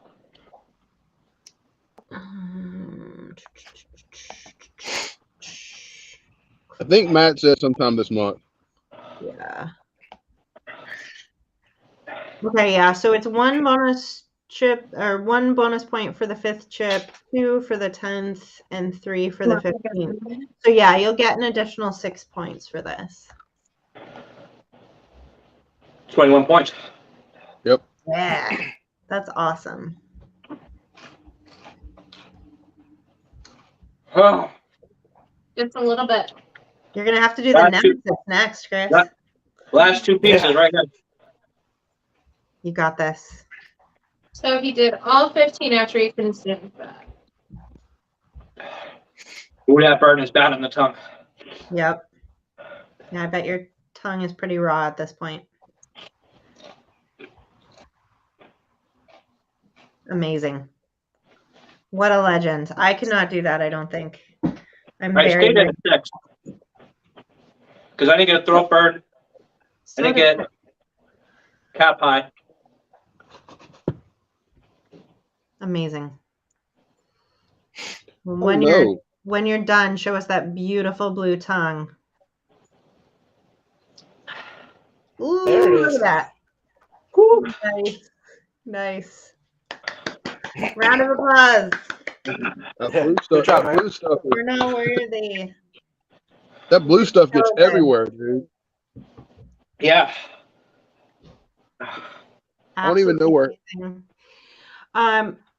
Well, Chris, I'm going to drop you down so you can take care of yourself because you have to talk to me in a little bit. Yep, I got it. And Thanks, guys. Yeah, we'll see you later. Hey, don't forget, challenges are life. Later. Congratulations, Chris. Thank Bye. you. All right. And I'm going My to big hit. Okay. yeah. Telling you, Nate. No, I'm going to drop you down too, Nate, because this is Jason's time. And then we're going to do this. There's a better way to do this, I think. Yeah. There we There go. we go. Hello. Welcome back. Yes. Welcome back. How you feeling? Where are you at heat-wise? I probably got to a 1, maybe. About One. that. I barely felt it on the tip of my tongue. Okay. But any the flavor is grumbling? just so. Nah, nothing. No? All right. No, Yeah. Not yet. Yeah, I didn't have any issues with the mouth burn, but I was telling Floyd I did have to eat like 9 popsicles. So, Right. All right. Well, let's get started. So, thank you so much for agreeing to talk to me today. We're going to talk a bit about what you do, the products that you create, where people can find those, buy those. But first, I want to learn a little bit more about you. Like, what brought you to spicy foods, products, all of that? Why are you a part of this community? Well, it was actually 2 years ago, last weekend. Started a YouTube channel, mostly because I watched like Reckless Eating and Main Event Pong and you as well. Love those boys. I'm so glad you're a fan there. Right. Yes, huge fan. I watched them probably for like 5 years before I even thought about making videos. So started making videos, redoing challenges that, Matt and everyone was doing years ago, just doing them myself, they always inspired me. So I was like, let's just try, chugging 5 beers in 5 minutes type thing, like stupid stuff. Oh yeah. Yeah, just bad decisions, but it was fun, So pretty much started doing that. Then another channel, I don't even know if they do videos anymore, challenged us to do the hot dang show bites. Had no idea what it was. No idea what it was. Didn't know anything about League of Fire, Sons of Fire, or even a chili community. So we ordered those. That was my first set of cap cramps. I had no idea what they were. It was terrible. It was about 5 hours of laying on the floor and just not even knowing what was going on with my body at the time until after. I even contemplated going to the hospital, which is the first time in my whole life, honestly. So after that, I almost beat the challenge, which is kind of crazy knowing what it is now. I think I threw up about 30 seconds left in the 5-minute afterburn. Gotcha. Which sucks. Knowing you're that close, and then the cramps came about 30, 40 minutes later and lasted for a long time. So after that, I kind of started looking into it, found Johnny Scoville's channel, and was like, oh, so Blazing Foods. So started I ordered, I think the Death Nuts 2.0 and would just snack on them. I didn't know there was an actual challenge, to them besides what it says on the box. I didn't know there was a point system or anything. And then I met Chris from the Scoville unit, and he told me about the League of Fire and all this stuff. And I was like, you know what? I'm going to try it, later on down the road. And then he gave me my first challenge because he's our sponsor for our channel, which is awesome. He gave me a Killer Queen chug. That was my first official League of Fire challenge, and that was the worst cramps I ever had. I prepped the right way, but the wrong way for me because I'm lactose intolerant. So I took a non-dairy thing, so I didn't so it stopped me up basically, and I ate potatoes and drank milk and stuff before the challenge. So everything literally just sat in my stomach, and I have a really bad problem with throwing up. It's so hard for me to throw up. So it sat in my stomach for about 7 hours at the hotel, because we were in a hotel, and cramping at a hotel is terrible. It's really bad. I've been there. So since then, I really just stuck with it. I've just enjoyed it. The rush that you get doing the challenge is awesome. And then just completing challenges, the feeling you have, I did that. Not a lot of people have. And so I kind of stuck with it. And then I started making tinctures because it helps with the prepping. I ordered a bunch of tinctures from Hellgarden. I ordered, I think, 12 or 14 of their tinctures at one time. And I was just trying them, and the flavors and stuff was awesome. And I was like, let me try it myself. So I looked up how to do it, and I talked to Brett Griffin, which he's the one that gave me his shirt from Sons of Fire. Chris was there. He was in the room next to us. It was bad. It was the worst cramps ever.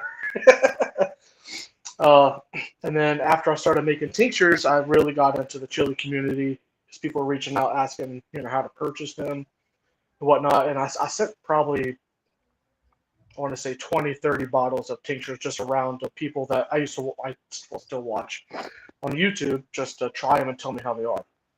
And since then, I've just been enjoying and loving the burn, basically. Lips are swelling. Steve says you're awesome. Chris's lips are swelling. That has me scared. Yeah. Okay. Yeah. All right. Well, rest up, Chris. You've got a little bit before you have to talk to me, but that's going to be fun. Right. Get it out if you can. Yeah, no, I love that that's how you came to this, because I feel very similar. So, I got into the spicy stuff because of competitive eating, but I got into competitive eating from watching people on YouTube. I was just a big fan. And then one day I was like, you know what? I could try it. Why not? Right? So it's so fun. And then you get to meet people that you've seen virtually that you're super impressed by, really love, and it's like a big family. It's so great. Yes, definitely. All right. So getting into the meat of it, tell me a bit about your company and the products that you produce. Well, it's basically tinctures. I'm messing around with other things. I tried making spicy pickles, which turned out really awesome. That was just a month ago. So I'm thinking about possibly doing that and just sending them out to people for fun. I love pickles. I will buy your pickles. Yes.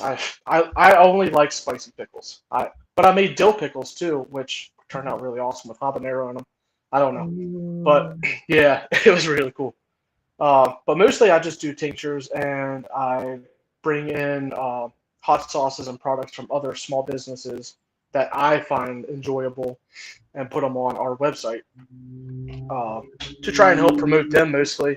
So I'll buy them from the business and just resell basically the same price or $1 more to make back my shipping costs. But pretty much I just make a ton of tinctures. Okay.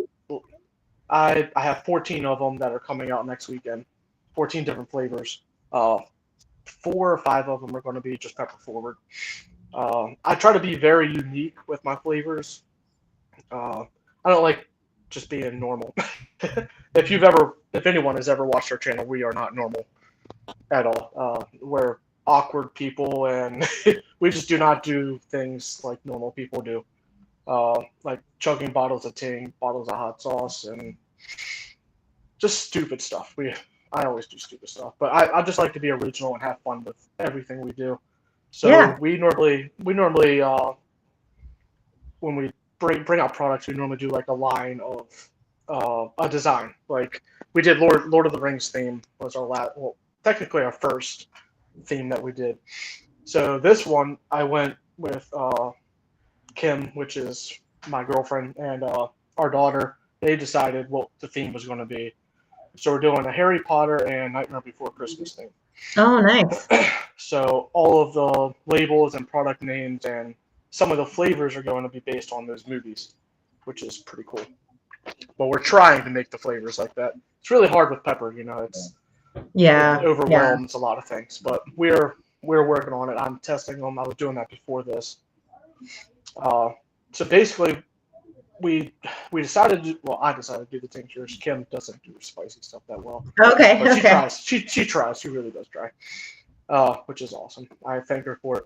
But the main reason we did that was to help raise awareness for autism.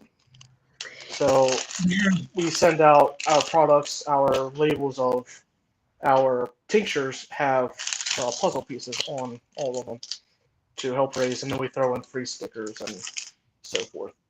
So that was the main reason of doing that, was just to help spread awareness to such.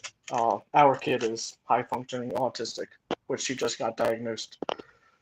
So that was the main goal. And we give 10% of our profit that we make out of it to Autism Society.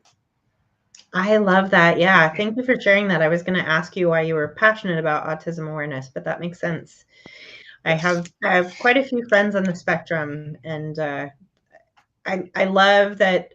One, like it's being talked about more, because it really is just a different way of thinking. But two, like, so you mentioned your daughter. I am super appreciative that the medical field is actually recognizing that more and more in girls, because previously it just went unnoticed because it manifests differently often. So, Right. so yeah, And thank you for I think it took Kim 3 years of testing for it to finally be diagnosed. But she knew. I've only been with Kim for 2 years, but Mhm. as soon as I met her, I knew something was wrong. I've never been, I guess, around. I've been around autistic people, but never knew a whole lot about it. So Kim's really pushing me to learn, and just being around Riley, I'm learning as well as we go. So it's really nice to understand. It makes it really hard, but you appreciate it more, if that makes sense. Yeah, no, it does. It does. Chris says you're doing such a great job.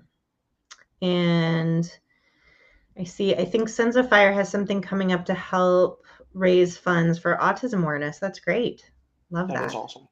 Yeah, that's Definitely. why we're part of this club. I love it. Excellent. Okay, so thinking back to your tinctures, so you said you have about 14 different varieties right now. Which one are you most proud of? I guess it would be. Well, I don't make it anymore. I just do small batches. My green sickle tank, which was an orange cream flavored. Ooh. I got second place on Ink Gardener's Tink competition with it. That was the first competition I ever tried. And that was the first batch of Tink I ever tried. So to get second place in a competition based thing is pretty awesome. So That is. and it turned out really good. Like you could actually taste the flavor, and it had really good heat. I used just habanero powder. Well, it was orange and red habanero, and then of course the flavoring, and then I added 1 gram of capsaicin crystals to a half-gallon jar of the Tink to give it more of a burn. So it wasn't like an overwhelming burn. You'd get the mouth burn from the habanero, but it would linger probably for 10-15 minutes instead of just kind of hitting and going away. Right. And it was really nice. I really enjoyed it. And what do you use as your base for your tincture? I use 4 different things. So Okay. I use 150 proof rum, or Everclear, of course, 190 proof. That's or common. 191. Yeah. I use a whipped vodka, which Oh, I okay. use in the orange cream. Oh, that makes sense. A Yeah. sweetness. Yep. Yeah. And then I use a whiskey. I forget the name of it. I've only used it once, but I have it stored away. But a Nice. high proof whiskey. So it has different layers of burns and flavors that mix up with the peppers. A lot of experiment. I've only been doing this for a year, so Nice. Yeah. That's fun. Yeah. I don't produce anything. So I just consume, which is Right. good because somebody has to consume everybody's products, right? right.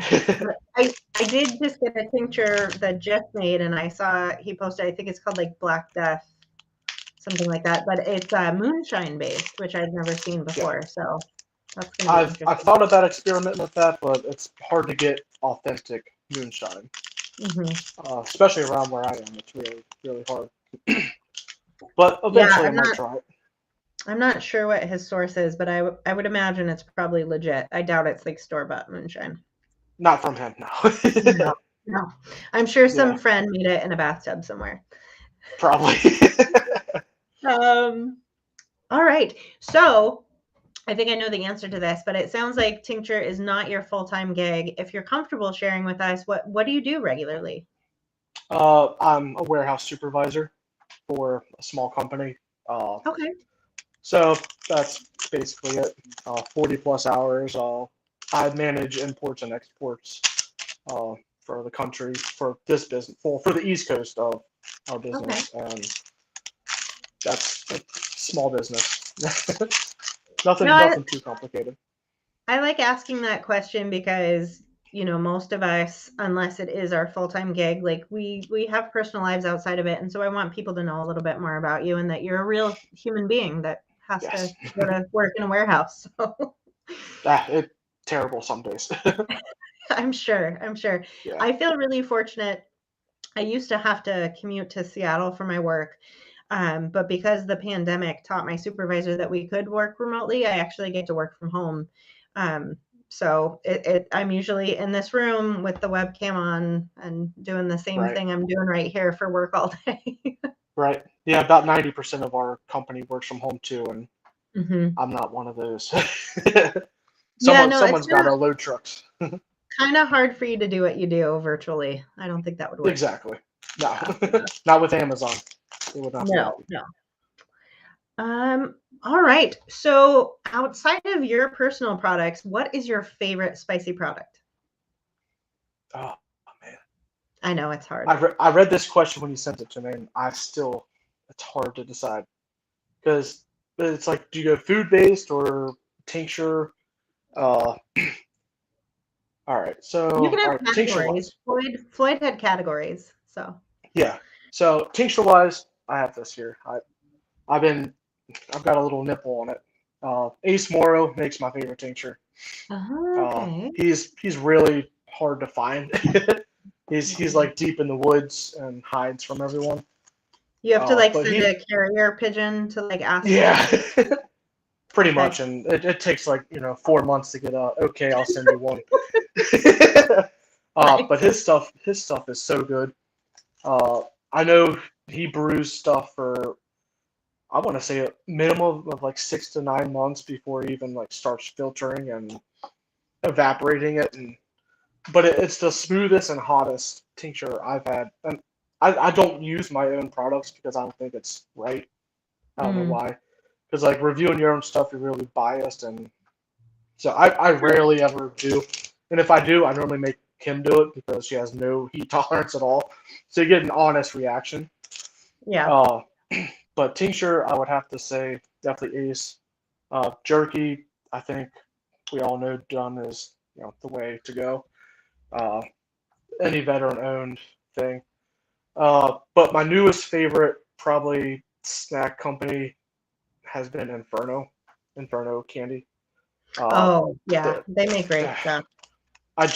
They sent me a box of stuff like 2-3 weeks ago, and I have not been disappointed at all. So I probably have to say they're one of my favorites for sure. They're a great company. Have you had the Hell Puffs? Yeah, I just did them last week. I did the X edition. Okay. I think it was their newer one. Okay. Yeah, it's legit. That's a legit challenge. That was one of the worst things I've done. Something about the powder and the way it coats your mouth. Oh yeah, it does not miss us. You can't avoid it. It's not like you can just put on one side and burn on one side. No, it gets everywhere, and the powder explodes in your mouth, so it hits the back of your throat. And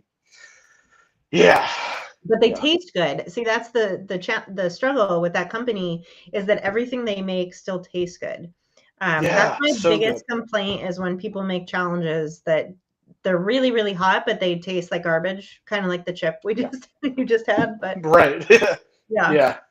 I think even Kim likes some of their stuff, and like she's just spice stuff isn't her thing because the pepper taste. She thinks anything with pepper tastes like dirt. Which I kind of understand. Like she grew up that way. So that stuff she actually likes because there is flavor before the dirt, basically. I can see that. Yeah. We've got a question in the chat for you. I'm not a Jon Snow fan, so that's easy. Okay. That was easy. It's not even a challenge. Yeah, I mean, I like Jon Snow, but I just remember what is the episode, Battle of the Bastards, where they just kind of fight around him. Like that seems to happen to Jon Snow a lot. So yeah, right. I don't know that he's much of a warrior. Exactly, compared to Aragorn. No, he leads the fight. Yeah. I agree. Speaking of, I thought of this earlier when you mentioned Lord of the Rings. Have you started watching The Rings of Power? I have not. That's on Amazon, right? Yeah. Yeah, I have not. Not yet. Pretty beautiful. I don't even hear people talking about it either. So. I saw the first 2 episodes yesterday. I really like it. All right. I know what I'm doing tonight then. Yeah. Yeah, it's that's good awesome. stuff. I was really, really hoping it wasn't going to be disappointing. So that's good to hear. Yeah, I watched that, and I watched the first 2 episodes of House of the Dragon, and it's pretty slow, but it's good. I mean, I love that world. I don't know. I had to watch the first 2 episodes of Game of Thrones like 3 times before I could get into that show. So I think that's just kind of his writing style. It's just slow. Right. That makes sense. Yeah. Yeah. Okay. So next question. What is the worst spice experience you've ever had? I think that would be the Killer Queen. The first League of Fire one. I really think that just the way I prepped and it just stayed in my stomach. And I think that was the first like endorphin rush I ever had. Because I got you got like the tingly fingers. I didn't get like the claw that you always get. Okay. But my bottom lip swells up when I get like to, I want to say like a 7, 8, and after that like heat level, my bottom lip swells up a little bit. And that happened and that was the first time that ever happened. So I Yeah. had, tingly fingers. I had face numbing, Oh, the lip swell, and then after the burn time was up, I went to try and throw up because it felt like I had to throw up, but I can't throw up, so it's terrible. So I kind of dry heaved for a solid 30 seconds, and Chris and Beth were still there in my room, so they heard me trying to throw up, which dry heaving sucks. And as soon yeah. as I stood up, I got the endorphin rush from, I Oh guess, no. the heavy breathing and stuff. So I got really dizzy and kind of panicked a little bit while being tingly. So I had no idea what was going on. So for a couple minutes that was going on. So my breathing was just off. I was dizzy and then tingly fingers and all that. Great challenge though. Yeah, I thankfully don't have that issue. So that's one of those challenges I knew when I did it that as soon as I was done, I was not keeping that down. I did not want to Yeah. digest that. Yeah. Yeah, I I tried for hours to throw it up. And it sucked. And eventually it finally came up, and that was a relief because I can go to bed. So yeah. we had to leave at like 8 o'clock in the morning, and by the time it came up, it was about 4 or 5 in the morning. So I got a little nap in before having Ugh. to drive an hour and a half home. Yeah, no, I learned that lesson with the League of Fire version 2 chug. That one I wasn't able to get up. I ended up digesting that and never again. Just Yeah, not doing that again. yeah, I've gotten really good lately at throwing stuff up. Well, for me, really good. It's not good. It's But so sad we have to talk about that, but it is a part of what we do. yeah, yeah, it's yeah, anything to avoid cramps. Yes. Cramps are I don't care if throw it up, whatever you have to do. You're still Well, going to get my applause. that's the thing. I think the people that watch us that aren't part of the community or haven't done spicy challenges, they think that the challenge is the challenge, but it's not. Like that's the Nah. easy part. It's what happens like hours afterwards. That's the true challenge, and they don't really get to Yeah, part. and exactly. I like explaining the experiences after the challenge. Mhm. So that's why we upload videos so often. So like if I do a challenge, like the next day, I'll be like, so this is what happened after. So you guys know, it's yeah. Yeah, I don't. Because a lot of people, yeah, like you said, they don't understand the fact that you're sitting here and you're red, crying, and you get your little claws going, and then the camera stops, and it's like, okay, so Yeah. she's good. Nope. No, nope, she's in the bath with her wine, trying to throw up.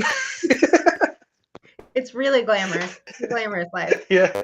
Yeah, no, I don't do it anymore. But the first few times I got really bad cramps, I did film myself in the bathtub because I wanted people to see like there's aftermath to this. There's more. Yeah. So yeah, but I think everybody watching knows that. So Yeah. At this point. all right, so I'm super curious. What brought you to Sons of Fire? Why did you want to become a part of this club? Well, Chris basically.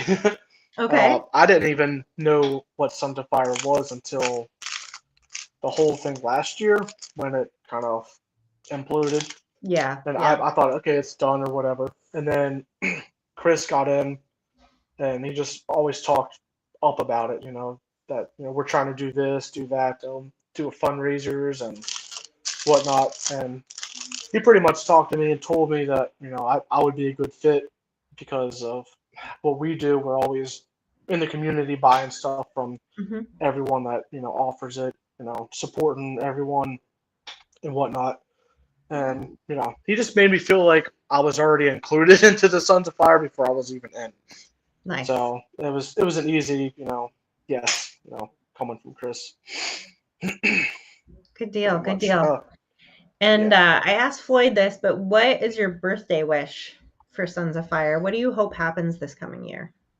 That the word gets out about more positive things than negative, and to keep growing. And it would be nice to be able to do an event in person with the group, like the American group, to meet up somewhere at some fundraising event that we host to get the actual community involved. It'll be pretty cool to have something like that That would happen. be Like at a cool. hospital, like it's like St. Jude's or Yeah. wherever. Actually go to the hospital, have an event there, and do a challenge or two. Everyone kind of do something there and have an event and get the public involved. So our name I gets out there love that. more, and yeah, that'll be something cool to do. I love that. Yeah, something in person where we could get the community involved. That would be awesome. Yeah, I just got the rest of my patches sewn on Wednesday. And of course, most of the people coming in with vests are bikers, right? So I go to pick it up, and the woman's like, "Do you do some sort of like eating thing? Like I saw that there's like a chili pod that the Reaper's holding." And I was like, "Oh yeah." Yeah, I was like, it's not a bike club. It's a little bit different. So I was explaining it to her. But yeah, if we could do something in person so people could actually see what we're doing and what we're about, I think Yes. that would be amazing. Exactly. Instead of just assuming, vests are involved, that it's gang related. It's like, no, it's not gang related at all. I would, yeah, I'd be like the worst gang member. I don't think so. Right. Okay, so where can we find you? I'm gonna pull up some links that you sent me and put them in the chat, but tell the folks where they should find you, where they can buy your tincture. Primarily, we're on YouTube. We do go live on Instagram here and there to support our friends of the community, and been doing it, trying to go live at least once a week to show my my journey into trying to do the chili eating competition, which is an honor to even be included. Yeah, I'm but so excited that you're doing that. Yeah. But Late for Work on YouTube, and then Late for Work YouTube on Instagram. We do have a Facebook page, but everything that goes on the Facebook is shared from Instagram.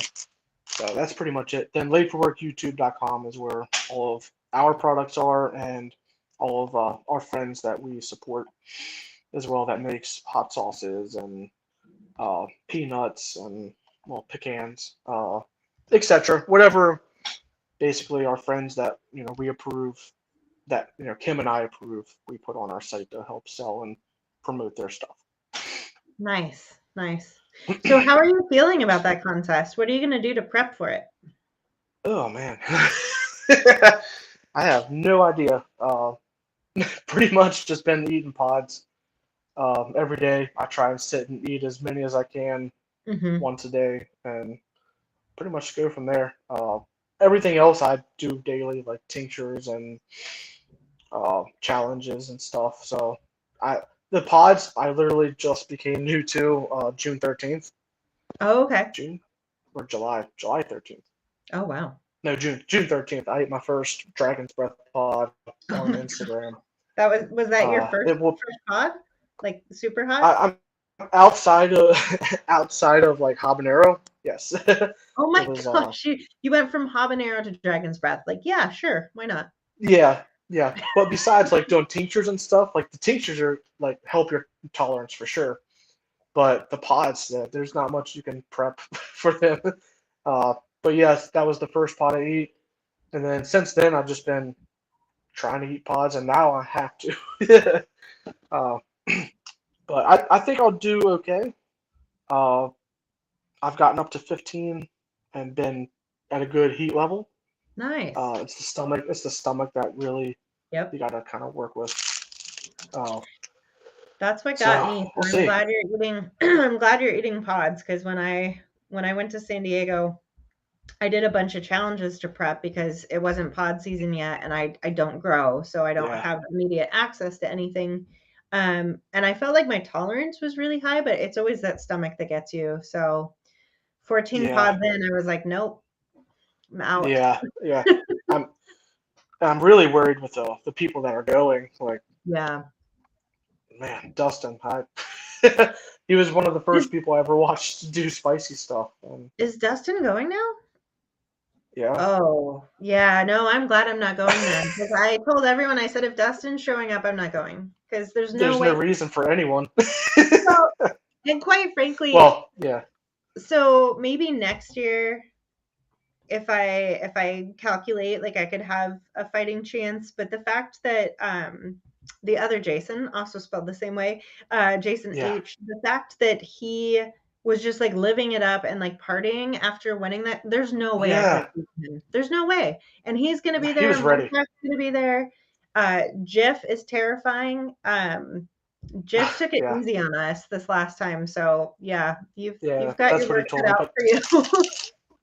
Yeah, it's going to be a fun time for sure. I'm definitely going to give it my all. If I Yeah. throw up on the table, I don't care. Do it. At that point, Do I it. want to do whatever I can to just push myself, because that's the best way I get out, the feeling out of it. Knowing that I did everything I can, and if I fail, I fail. Which I don't know. Not failure We'll see. though. Like it's like I was saying earlier, like part of the reason I'm Harold is because I show up. It's the same thing with those contests. Like just show up, have fun. Yep. The audience wants to watch you guys hurt yourselves. Like it's just a good time. Exactly. That's the plan. I'm just gonna have a fun time, and I'm hoping I can throw up. I hope so If too. not, man, it's not gonna be a fun time that night. No. But either way, I'm gonna be there from Thursday to Monday, so I'll have Nice. Friday at least to enjoy, and then Sunday. Saturday. Yeah. It's gonna be game face for sure. I'm excited ready. for you guys. I felt a little bad, but there's only 12 slots. So in my opinion, it's great that I'm not going because it means somebody else gets to go. So yeah, I'm excited. Yeah. Chris, there we go. If we die, we die. Exactly. Yeah, I Love think if they sell liquor there, I'm gonna have Kim get a couple shots of vodka and be off to the So- side because the smell and taste of it makes me throw up almost immediately. So I with think that's the plan. my usual go-to is the bathtub and the wine, and I had that ready at the hotel room. And like you said, cramping in a hotel is horrible.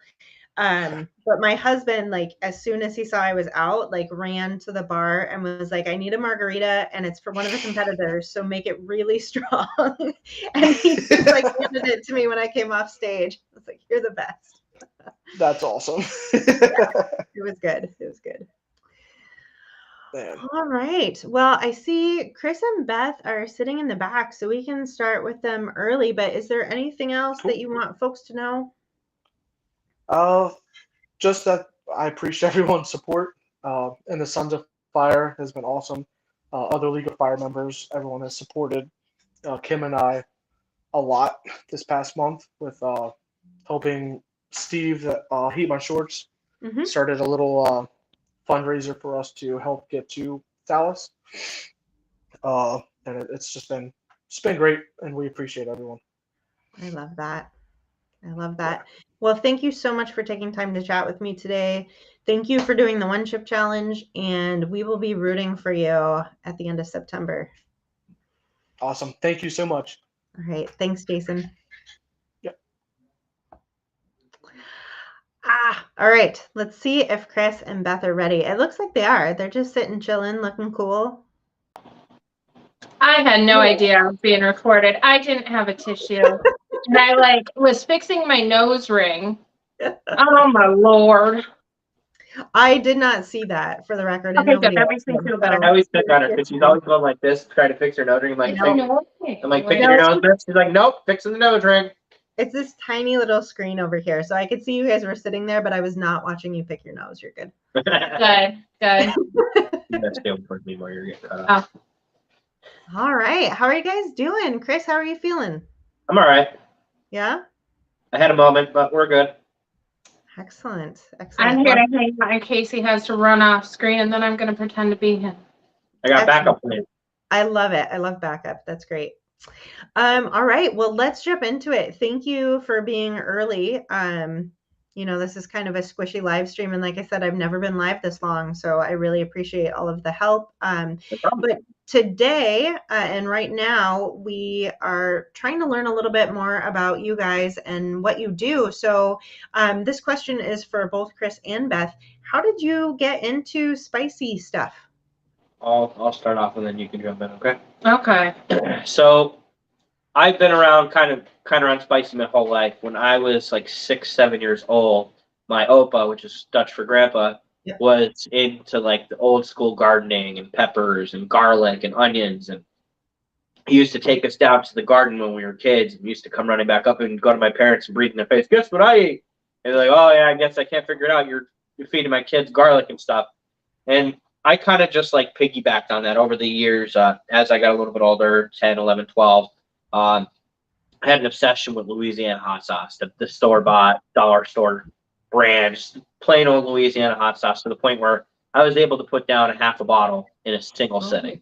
Because Okay. it was the taste of it. I loved it. I don't know why. How old? And I never knew that there was such a large hot sauce selection out there. But when my Opa passed away in 2008, he had a bottle of hot sauce in his fridge that he made, that he actually used to clean the grease off of his driveway. And that's all it was meant for. Okay. It literally, that's what I was told as a kid. It was in his fridge from when I could, early as I can remember, until the day that he died. And I ended up inheriting that bottle. Well, this stuff was to the point where a toothpick and it would light you up. Like it was like just a dab on your tongue, it would light you up. Okay. So it's like, oh, I'm like crazy. And I'd show it to my friends at the firehouse, and we actually used it to get grease off of the firehouse floor. And then I get into my 20s, and my bartender was a big pepper guy, and he'd grow peppers, and we'd talk about the stuff. And I say, oh, I like hot sauce. And I was big into wing sauces and eat wings, and I always asked for the hottest sauces. He's like, I got sauce that's hot. And he would give it to me, and he'd be like, it'd be hot. And I'm like, wow, that's really good though. And I'm like, but I want more. Mhm. So I started growing my own ghost peppers in my father's garden. And then he continued to get more and more and do more. And he made powders and did this and that. And I just like got to the point where I was eating them, and I'm like, huh, it's not bad. And then I realized as I got into my late 20s, there was just hot sauces everywhere. I was buying sauce when I saw it. I didn't have even compared to what I have now, but I'd have like 4 or 5 bottles on hand, Tabascos. Just going like the Price Chopper. Price Chopper around here, Wegmans around here carries a lot of different sauces. So I was just trying stuff, and then 2020 hit, and everybody got affected by the pandemic differently. And I'm like, well, I want to do more. I want to do something different. I want to go what I know, and I created the Scoville Unit channel. Mhm. And at that point, it exploded. I started collecting hot sauces. I had my own garden with peppers in it, and Reaper, Scorpion, Scotch bonnets, you name it, I had it. And I was just like, from there on, it was just balls to the wall hot. But go ahead. Obviously, I'm here now. I love it. That's great. So I got into it. I don't know if you guys know my husband, but he's the Scoville Unit. So he basically got me into it. Kind of guilt by association. And then we met up with Today's Adventure, and then they made it smells good. I thought, like, this smells really good every time they do a challenge. And then I think, oh, they look real stupid throwing up over that toilet, hugging it like that. And then I start, so this lady, Campy's, is it? Is it? Yeah. So she's like, here, try this. And it was a Scotch bonnet. Okay. And Chris brought some home, and I tried it, and I thought it would be like, whatever, She's like, it was so sweet. Mama, no, it was not sweet. I remember that clear as day. But ever since then, I've been hanging out with Chris because we both work a lot. So this is our way to hang out. Yep. It's our outlet. Your I outlet. I never really thought that I would be into the position I am. And it's like, once I jumped onto the scene in 2020, and started like understanding how big this community actually was. Like she mentioned, Today's Adventure, Ryan and Lee, they're 2 new members. They're the reason where I am right now. Like they were one of the original groups And the Garden Goombas. in the Garden Goombas, or the original people that brought me into the fray and started introducing me and pushing my name and like saying, oh, do this, all that, and just kind of like piggybacking off of them. And then obviously we got very entwined with Jason and Kim from Late for Work. We're best friends with them now. We meet up with them. My best friend. We meet up with them constantly. So it's like the amount of that has come from this is just crazy. That's amazing. It's so cool. Yeah, that's definitely what keeps me coming back. And we were talking about drama earlier. That's how I'm able to ignore that, because there's so many wonderful people in this community. That's really what it's all about for me. Awesome. Awesome. All right. Well, tell us a bit about your company and the products you guys produce. So the company's still starting out, more or less. You always hear about people how they have their stuff, and I didn't really have the original decision to idea to just do this. Like, I'll tell you how I got started. I got sick of him saying, "Oh, well, we got to start this up." So I got him at LLC, and then I started it up, so I wouldn't have to hear that anymore. That's why it started, Chris. You don't have to make it all sugar-coated. We constantly talk about it. I'm trying to talk about it, like not just throw out what happened, but that's what happened. We talked about it. Well, I complained about it a lot, and I was just like, I want to make an LLC. I want to do this and that. So my original vision on it was start a company. I wanted to open up a shop, like a hot sauce company. Yeah. And because nobody around this area, except for Right. Pepper Palace, please, they don't have hot sauce shops around here. There's one hot sauce shop that's in Jim Thorpe, and their prices are just ridiculous. Like you're paying $15. It's nice. It's a small shop. Obviously, they're gonna make their money, but the amount of knowledge that I've come into over the last few years of dealing with hot sauces and that, I wanted something a little closer to home.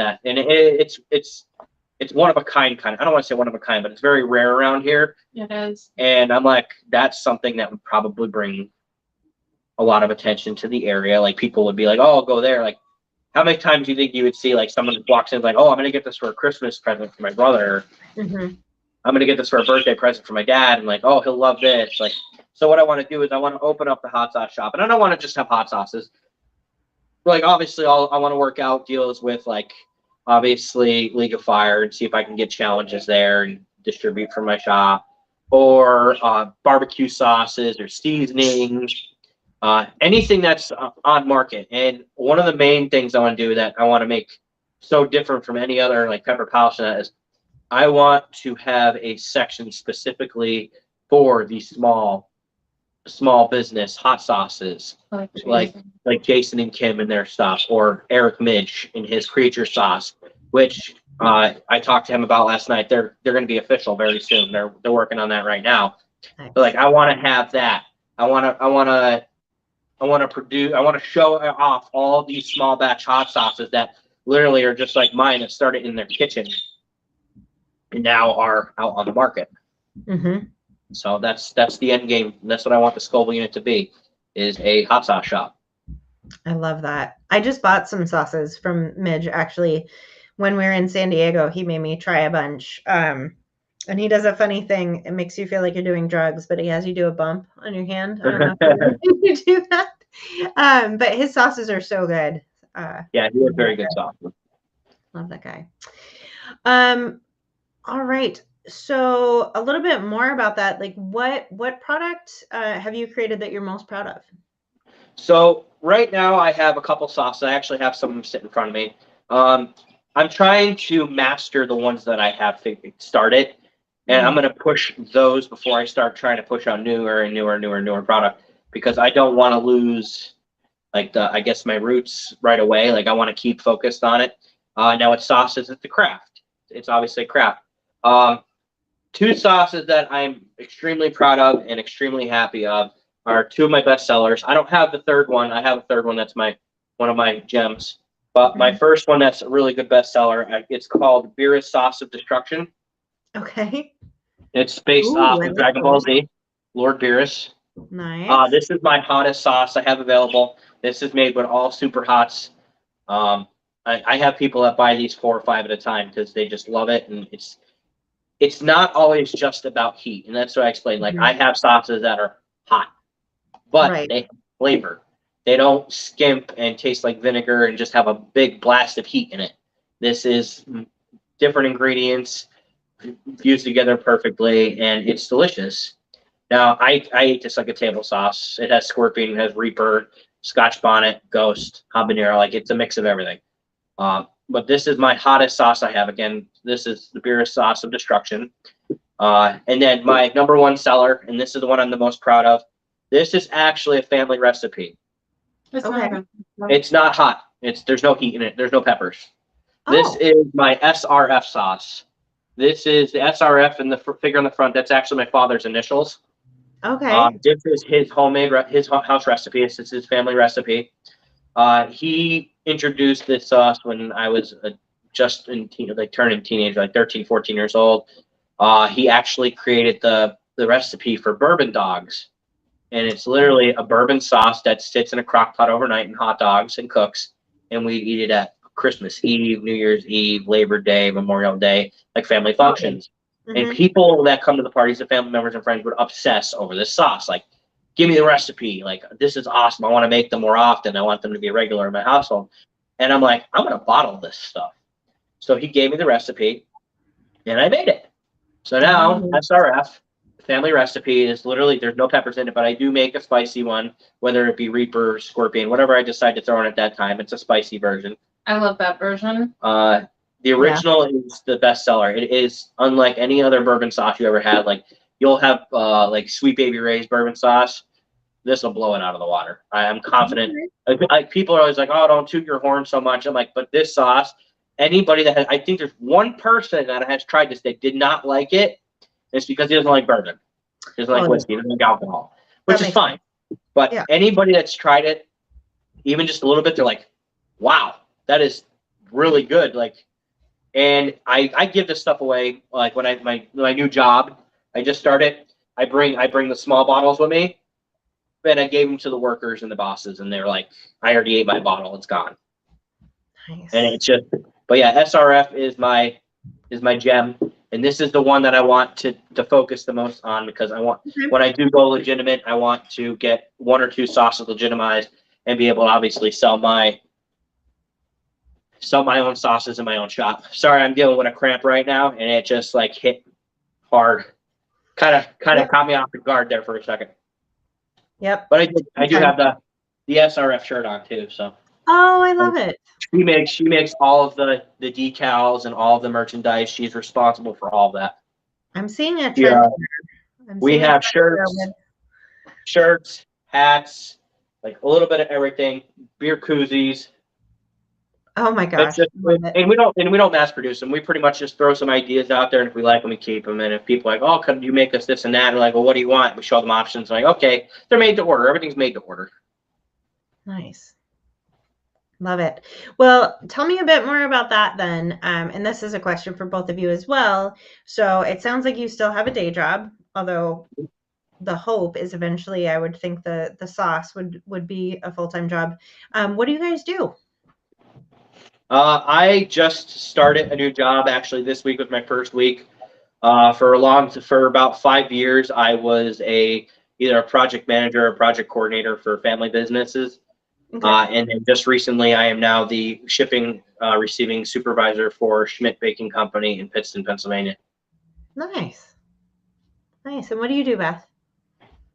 Try not to cry every day and eat Ben and Jerry's. Same. Yeah, I troubleshoot modems and cable equipment. Okay, you're an IT person. I love it. IT/customer service. Ain't nobody got time for customer service. One of the cutest IT people I've seen in quite a while. Thank So. you. Oh, I love her. You're I was welcome. so upset, Katie. I'm gonna tell you. So I marked it on my notepad because I was like, "Is anyone gonna interview Katie? I want to know how she got started." Well, that's, I commented earlier, and I said, Yeah. "Katie, in your downtime, talk about yourself." I said, because some of the new members don't know who you are or what you're And about. then I'm like hopping in the shower. She goes, "So if anyone has any questions," I'm like, "Son of a biscuit!" I was so sad. Well, you can definitely ask me questions when we're done. There'll be plenty of time for that. Okay. I want to give credit where credit's due, because I should have pointed this out. Beth wants to experiment with making stuff and doing things. She makes her own. She wanted to make her own tank because she saw I was making tank. And I made it glittery. And she went and bought the stuff that turned the edible glitter stuff. Oh yeah. And she went and made a picture that has the glitter in it and all that stuff. But what I'm really proud of with her is she started making something that she saw, and she made it her own. And these are actually called Chippies. This is a Mrs. Scoville unit brand. Ooh. They are spicy tortilla chips. They're not all. They're not. There's original that have no spice, but then there's the hot versions and that. And this is going to be her brand stuff. And if Jason's, I know Jason's still watching. Jason and Chris get me into this a lot. So, like if I'm coming down, Jason's like, so you are going to bring chippies with you, right? And it's like, I won't even put them in these bags. I'll literally just throw them in like a big Ziploc bag. And take them down. And then just put them down. And yeah, I'm trying different things. And I'm like, she's like, oh, you should do spicy ones. So I went and I mimicked my Beerus sauce, and I ended up making a Beerus seasoning. So just the heat from the sauce is now in the seasoning. So we use that on some of the chippies too, which is Beerus Chippies of Destruction. So it's like we're keeping our original stuff and we're just implementing it in different ways. But I'm also making coffee. I don't know if it's a good idea because like some people get the runs from it. Oh. But like, She wants to make pepper infused coffee. No, I want Fruity Pebble coffee. I don't care about the rest of it. And I'm thinking if I do that, I could share it. And that reminds me, I also have the first ever Fruity Pebbles infused hot sauce that I created called Fruity Rebel. So there's just so much. We're working on continuing to grow and just getting our priorities together and just having it all sitting there. And then when we're ready, we'll throw it up somewhere so everybody can see it. What are we throwing up? Me about to throw up some chips, but hey. I was reading the comments and I'm like, oh, I'm in the water.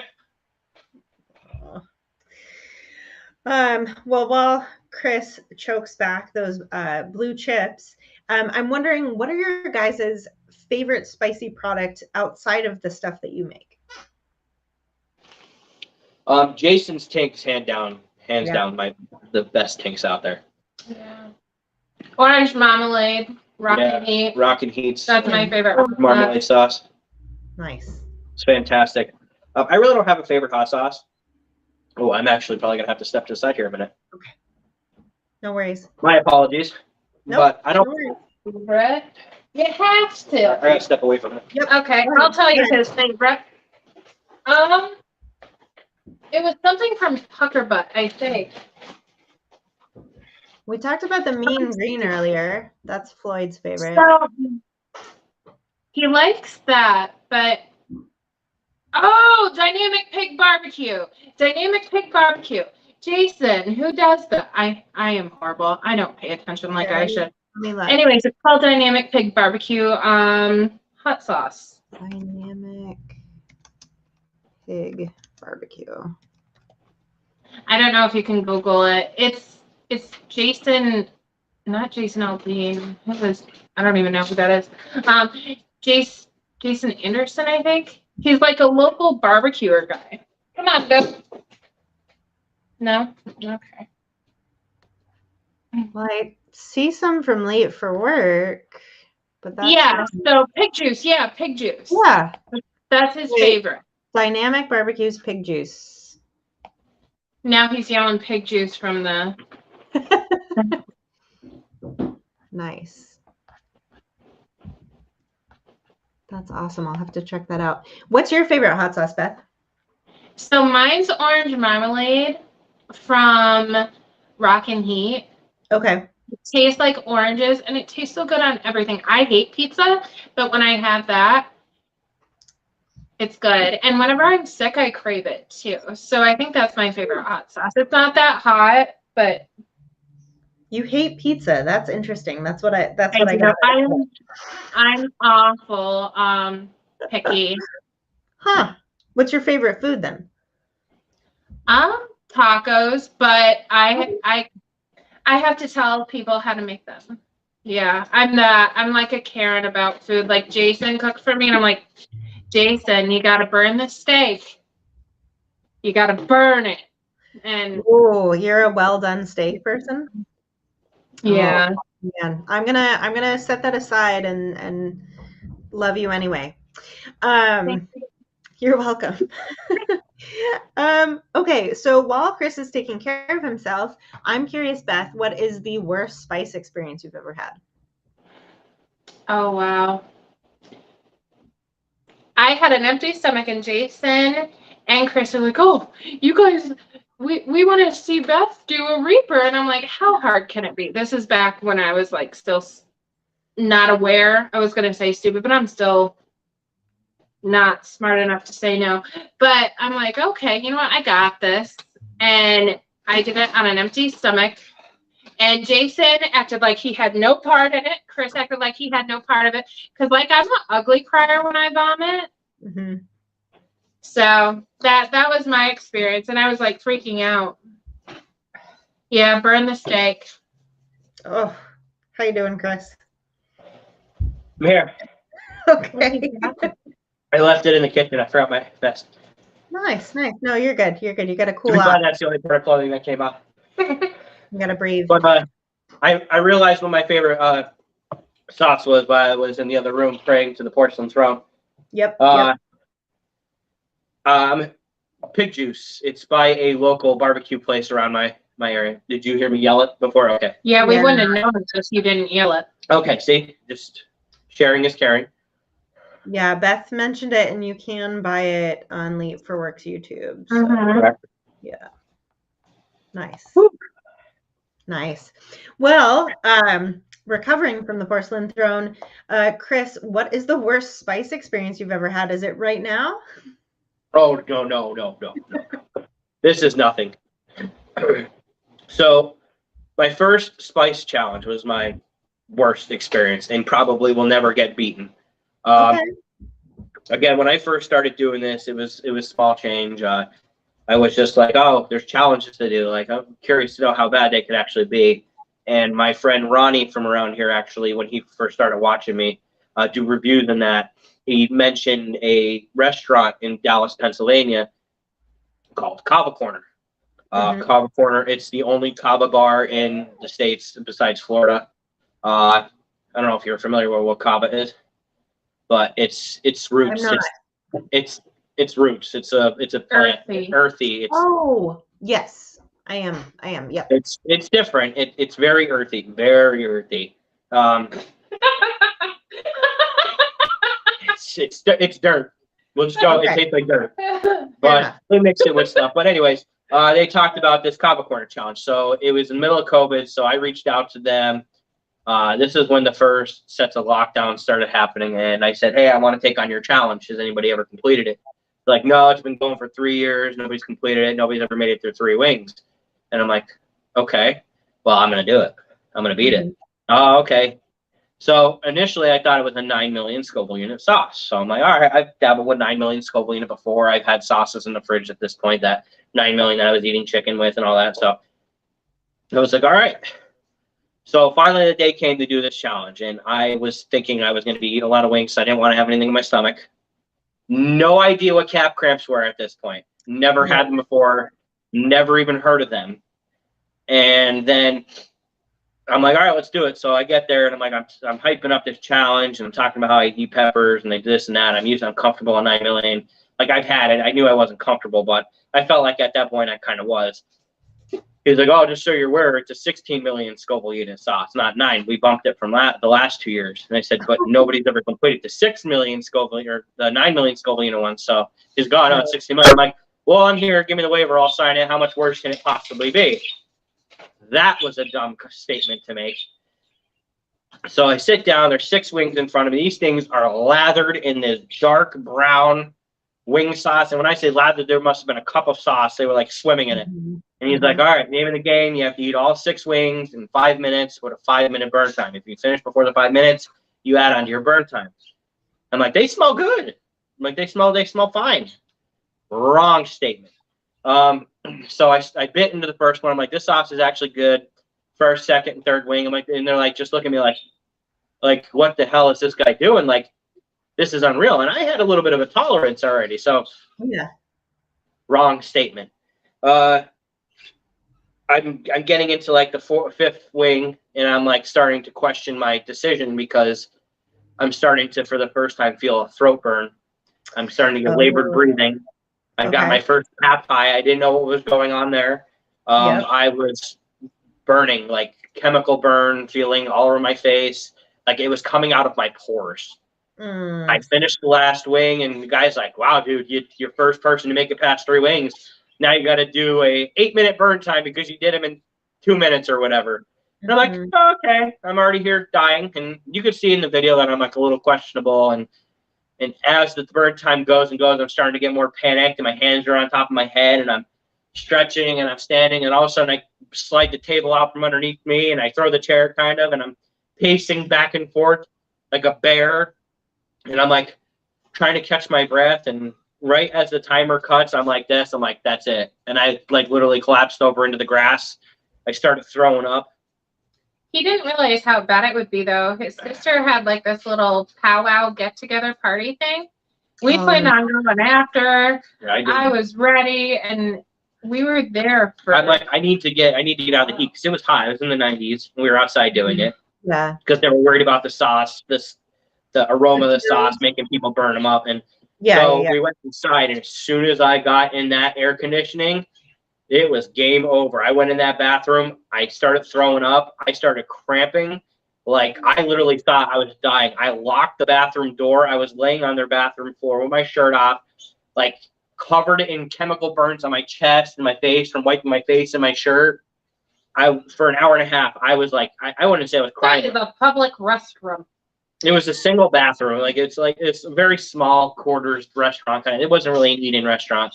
But I was like, I didn't give two craps if I was laying on the floor. I had my shirt on. I was washing my face. I was trying to drink water. I threw up so much that there was nothing left to throw up. So it was just that pain on top of it. It was coming out of my eyes, my nose. Finally, after an hour and a half, I was able to get. I wasn't even able to stand. I was just that bad. I got up. I went out. She was eating her food, and I'm like, if we're gonna go now because I don't know if this is gonna last. So I finally got in the car. I laid it back. I had 2 bottles of water. I was like, I'm okay. I think I'm good now. I'm gonna go. I got home. I'm gonna go take a shower, and I started getting cramps again. From the front door to the top of the steps, there was a trail of clothing because I was stress stripping trying to get upstairs. So I threw up more. I started cramping again. I'm like, I need to take a shower. I need to get all this chemical off me. As he's in the shower, he goes, Beth, I need water. And I'm like, open your mouth. Like, Well, no, I told her, I need you to go get me Pepto, Tums, Malanta, whatever it is, go buy it. I don't care how much it costs, just get it to help me with my stomach. Worst thing I probably could have done was take a hot shower because it opened me up and it caused me to like sweat. Reignite. It started coming out of my pores and my skin was crawling and burning. And I got to the point where I was so overheated that, like when you get the flu, how you get like really like you're about to fall over. I got that and I almost fell right out of the shower. I got out, I blew my nose and I blew so hard it came out my eyes and I went straight panic mode because it maced me. I couldn't see, I couldn't find my phone. I slid down the steps on my stomach trying to find the house phone. For a good 10 minutes, I couldn't see. She came in the house. I was laying, where was I, in the living room? Up against the TV stand, one arm up, one leg up, because the only way it would stop the pain. With the phone in my hand saying 911 said they can't help me. They told me there's nothing they could do. They said that they would literally bring me in and put me on IV and it would have to pass its course. Yeah. And I was in that position for 3 hours. My brother-in-law came over. I'm surprised he hasn't thrown a hashtag hot meetup yet. And he was recording me laying on the floor, rubbing my stomach, moaning. And he has that recording to this day. But I was cramped out back and forth for 12 hours. First time ever having cramps, it was 12 hours. I realized that you were a baby chili head, it sounds like at that point, but it sounds like they did not know what they were doing with the 16 million capsaicin crystals. I have no idea. He told me there, but it sounds terrifying. He told me that he overdid it. Yeah. He said that he overdid it with the capsaicin. I don't remember what it was, but I think there was enough capsaicin in the actual sauce that probably would have killed a smaller person if I wasn't so big. That's no terrifying. joke. That's terrifying. So it was, I think it was 3 times more than the dosage that he should have done, if not 4. But it was, I'll tell you what, that next day, I felt like I was a teenager again. I felt fantastic. I felt like I felt like I slept for 4 days. I felt like any kind of sickness or disease or anything that I could have had was melted out of it felt like I detoxed. Burned it I all felt like out. $1 million. Wow. So and I still cramp now, but I don't think anything will ever touch Kava Corner because I will never not prep for a challenge like that again. Which I did the Black Mamba, being terrified because the last time I dabbled with 16 million Scoville units, I nearly died. But Black Mamba didn't even put me over a 3. So. Well, good for you, because I got drunk before I did that, and it was horrible. It was awful. All right. Sorry, my kids are texting me. Okay, so really good question. What brought you guys to the Sons of Fire? So I started hearing about Sons of Fire through some of the people in the chili community. Midge was the reason why I got interested in it, because I saw him doing live on the Roadhouse, and the one day I was actually supposed to be working, and if Dave's on here, that's the first time I met Dave. It was like midday. I think it was like 12, 1 o'clock, and these guys were day drinking. Yeah. And obviously it was a time difference. So I'm like, yeah, I'm supposed to be working, and I'm in my old house. I had a small bar in the back. I was day drinking with them, and they were talking about the Suns, and I think I was on there for like 2 hours with them. And needless to say, I didn't go to work that day because I was drunk. So, but yeah, I heard about it and I was interested, and I told them I would definitely be interested, involved some, because I love doing community service. I was a volunteer firefighter for many years, and even now, if I see something going on, I'll drop what I'm doing to go assist. And I got the message asking me if I'd be interested in being a son, and I said yes. Nice. And Beth, I imagine you're along for the ride, per usual. Yeah, Nate reached out to me. I don't really, I'm pretty new, so don't be offended by this, but I don't really know how nominating works or anything, or how that even came about. But I'm grateful. I was so excited when Chris got his jacket. I'm like, you're gonna look so cool. I was more excited than he was, I think. So Nate reached out to me about asking her if she wanted to join, and I said, well, ask her. He's like, oh, I'll let you do it. And I asked her if she'd be interested, and she said, yeah, definitely. So behind the scenes and doing all that stuff, and she said she wanted to, so I was given the okay to invite, I think it was, I don't remember if I got the invite, but Jason and Beth announced that they were welcoming them to the Sons of Fire.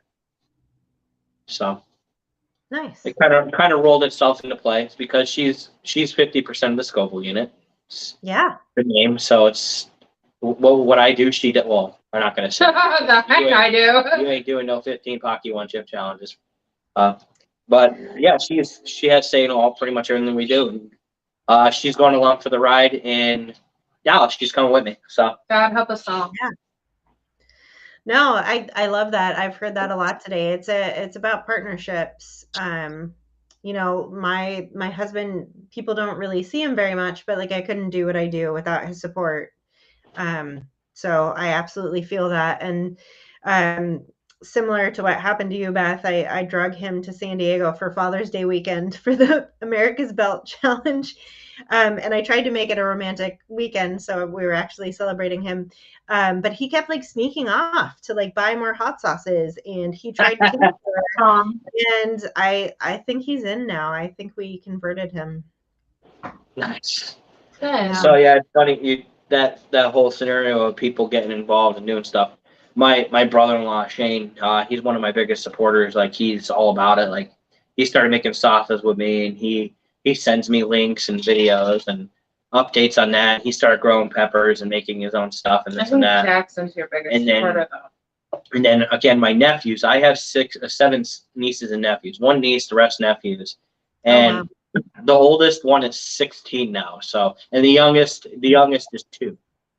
So as you see, there's a big gap there. Yeah.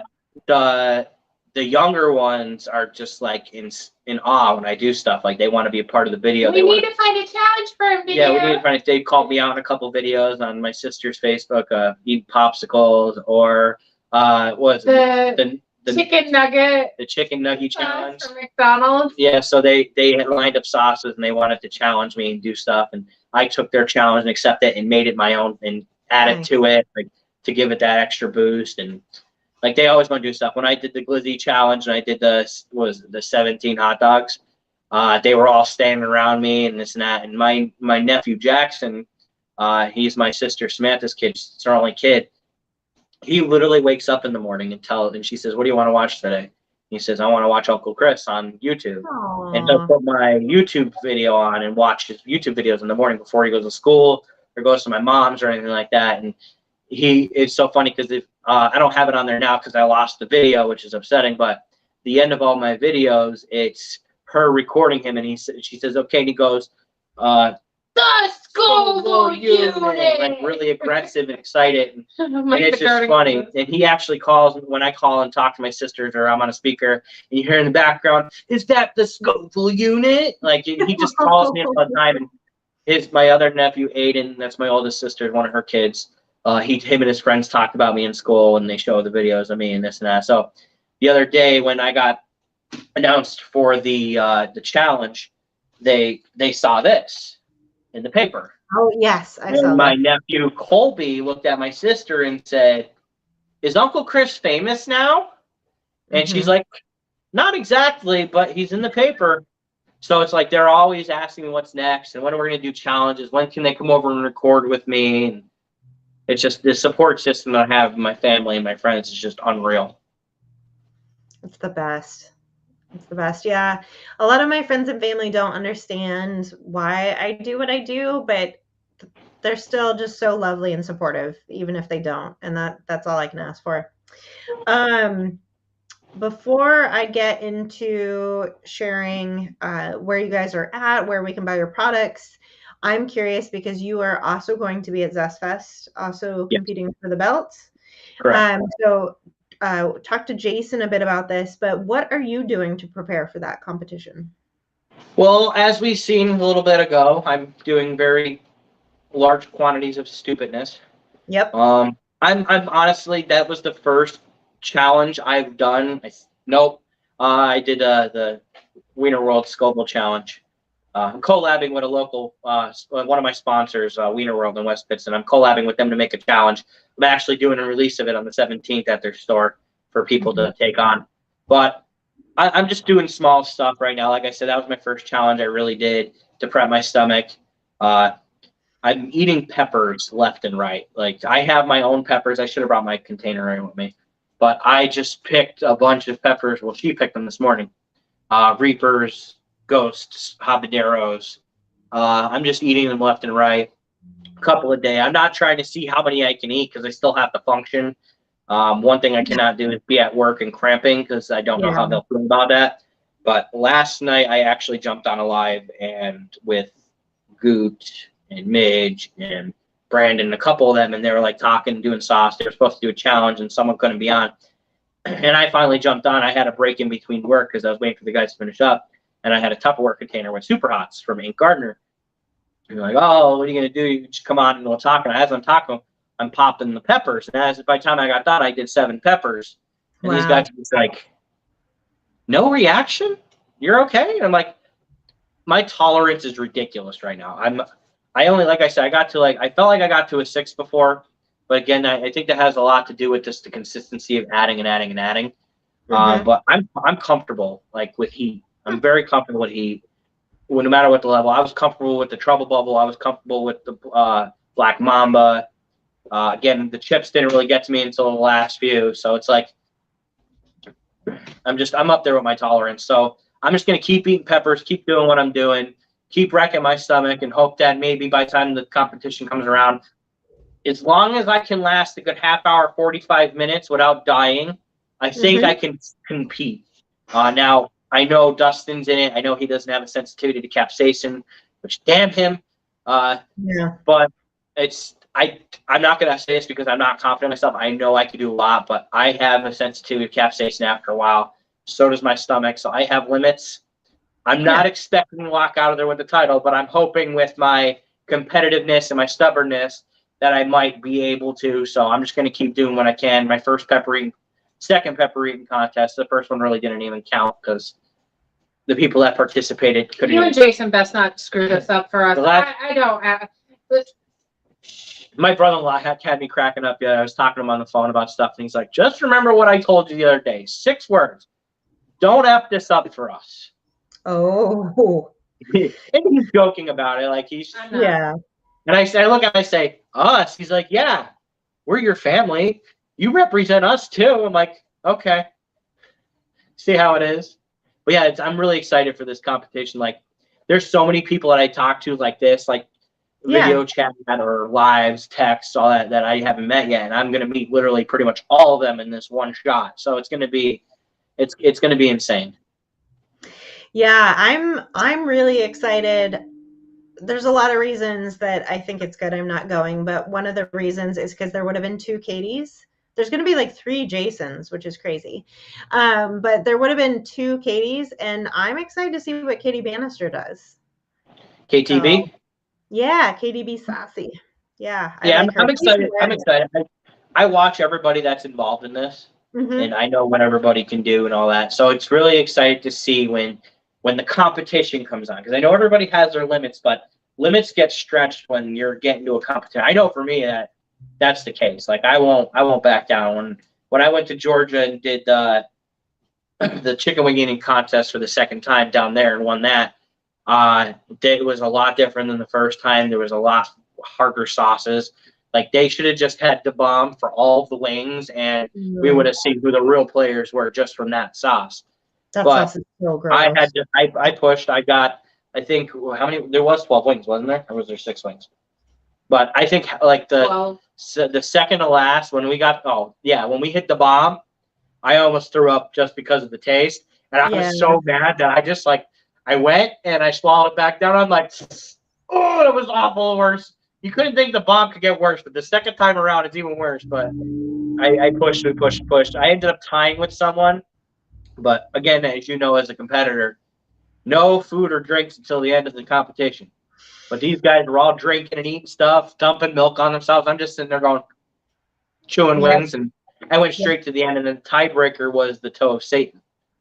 Okay. At that point, my mouth, I'm like, whatever. Yeah, Let's just do it. I'm sitting there. This guy's sitting across from me, like they're like the time limit, and I'm like, no. I turned my chair and I sat right in front of him, just looked at him, and he's bread and he's drooling and he's like,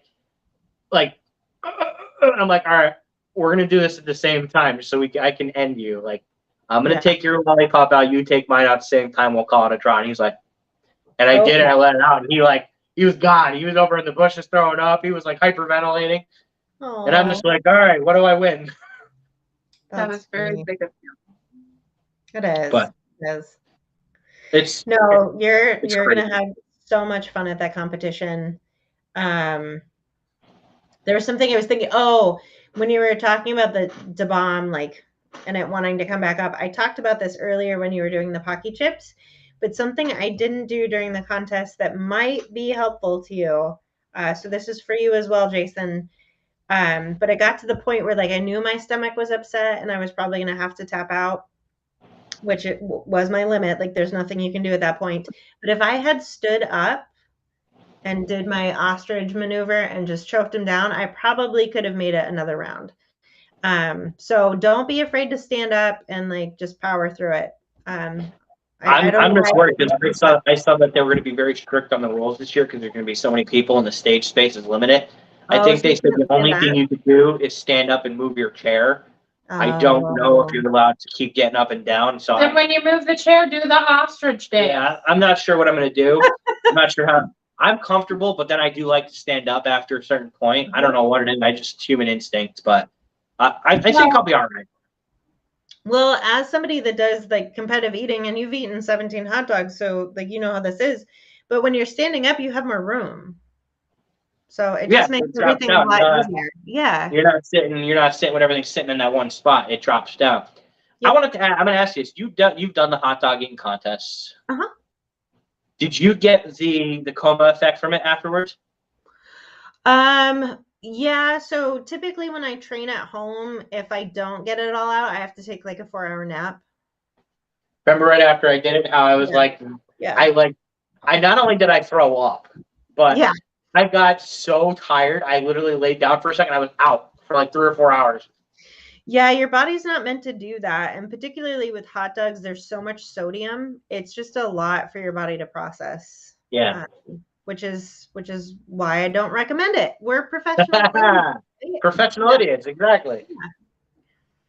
But yeah, realistically, my existence in this whole thing, whether it be Suns or League of Fire or the Scoville Unit LLC, I am nothing without the people watching. However many people watching, Jason, Ryan and Lee, Kim, Sean, like all these people, especially her, but like all the people that watch me and support me and talk about it, and that I wouldn't be doing this. I obviously wouldn't be doing 15 Pocky One Chip challenges if it wasn't worth it for me. Like right. I do this for entertainment. So what you're saying purposes. is you like the attention. No, I'm not going to do it just for doing it.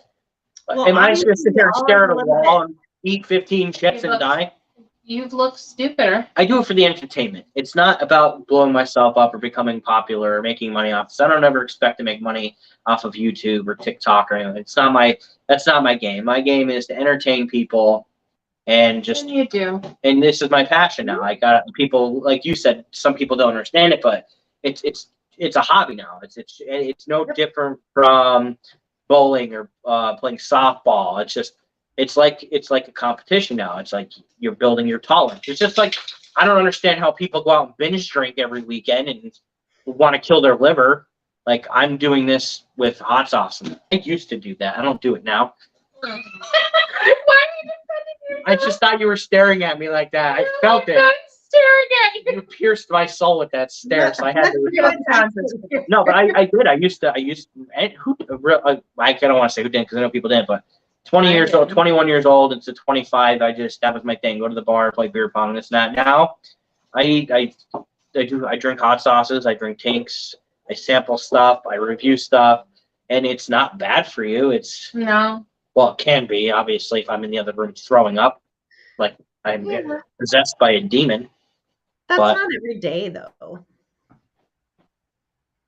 There it says, we were told we could not stand up except to stretch or move the chairs. Then when you do the stretching of the chair. Should throw my head back. They didn't say it, but I think that probably was the rule for us too. But yeah, you can do that sitting. But yeah, you definitely don't, this, but don't be afraid to look stupid. Do whatever you need to do to get it down. Yeah. But yeah, I'm grateful for everything that I have and everybody that I've met along the way. And again, this is about everybody else. This isn't just about me. This isn't for me to make a profit or anything. I'm loving entertaining people. I love being a part of the Suns. It means so much to me to be a part of the Suns. I love seeing that this club is growing and it's building, and I'm loving to see the new members that are coming on. And I know that we're gonna do great things going forward. I know we are. I agree. So to that end, what do you guys hope? What is your birthday wish for the Sons of Fire this coming year? Just to keep on the path it's going. I know there was some hardship for a little while, and there was some stuff going on with US chapter, and I came on right at the beginning of it, and it sucked to watch it happen. And I kind of kept my head down. I said my opinion on it because everybody's entitled to their opinion, and obviously there's no hard feelings. I know people had their reasons and that, and I'm not going to hold it against anybody. But I want this club to continue on the path that it's on. I'd rather forgive than forget. You know what I mean? Mm-hmm. So let's keep building. Let's keep moving on. Nate's doing a great job doing what he's doing. You're doing a great job. You did an awesome job with this today. Thank you very much for it. But I just keep on the path we're doing. Let's keep getting members that are willing to do what they need to do and keep building the Suns' name. And I agree with Jason. We need to do a get together. I think we should. Chris, you just took mine. What? That was my wish. What? A get together? Ruin all my stuff. You got to be faster than that. But yeah, I'm hoping we can do a get together. I hope we can do an annual Suns get together. No matter where it's at, even if we bounce around doing different charity events, just like on location, like Jason said, every year do a different one and proceeds get. I want to meet people. Yeah, me she too. wants to meet people. Not specific people. I'm not a people person. Us. I want to meet us. She wants to meet the members. I'm a people person there. They have Tinder for that, Beth. That's how I got you, bud. I do my best shopping online. Did you guys meet on Tinder? Yes. Kinda. Kinda. Yeah. We did. I was Nice. on Pet Finder. He was on Tinder. They meshed somehow, and But yeah, it's honestly been awesome. It's been a hell of a ride for the last 2 years, that's for sure. For sure, for sure. Well, I put links in the chat to your guys' YouTube and to your Facebook page. Where else should we find you? Where can we buy your products? so soon the Scoville Unit website's going to be up. It's just going to be thescovilleunit.com. Yeah, we're trying to get it up before ZestFest, but we're going to be launching the ScovilleUnit.com here really soon. All of our stuff will be on there, all the links for that. But yeah, like you said, YouTube, Facebook, Instagram, I'm on there, TikTok. It's the Scoville Unit. I'm the only one on there with that name, so it's not hard to find me. And I try to post once a week. If I don't, it's because for reasons like doing a challenge like this, I need to take a break and let my body register what I just did. So, Yeah. but yeah, Agreed. I try. Nice. All right. Well, anything else that you would like to share with our audience today? I think that is it. Okay. Well, thank you so much, Chris. Again, congratulations for completing 15 Pocky 2022 chips. Super awesome. Beth, I'm so glad I got to meet you kind of in person. I know, I got to meet you too. Yeah, hopefully we get to like actually meet in person soon. I know. That would be nice. Birthday wish, right? Birthday wish, yes. But yes, with that, everyone, we're going to end a little bit early. I am going to raise my glass. I've had it sitting over here, but just a little toast. Cheers. Awesome. Happy birthday. Cheers. Happy birthday, sons. Great job, guys. Thank you. All right. I hope you all have a wonderful day. Bye. You too. Thank you. Bye. Bye-bye.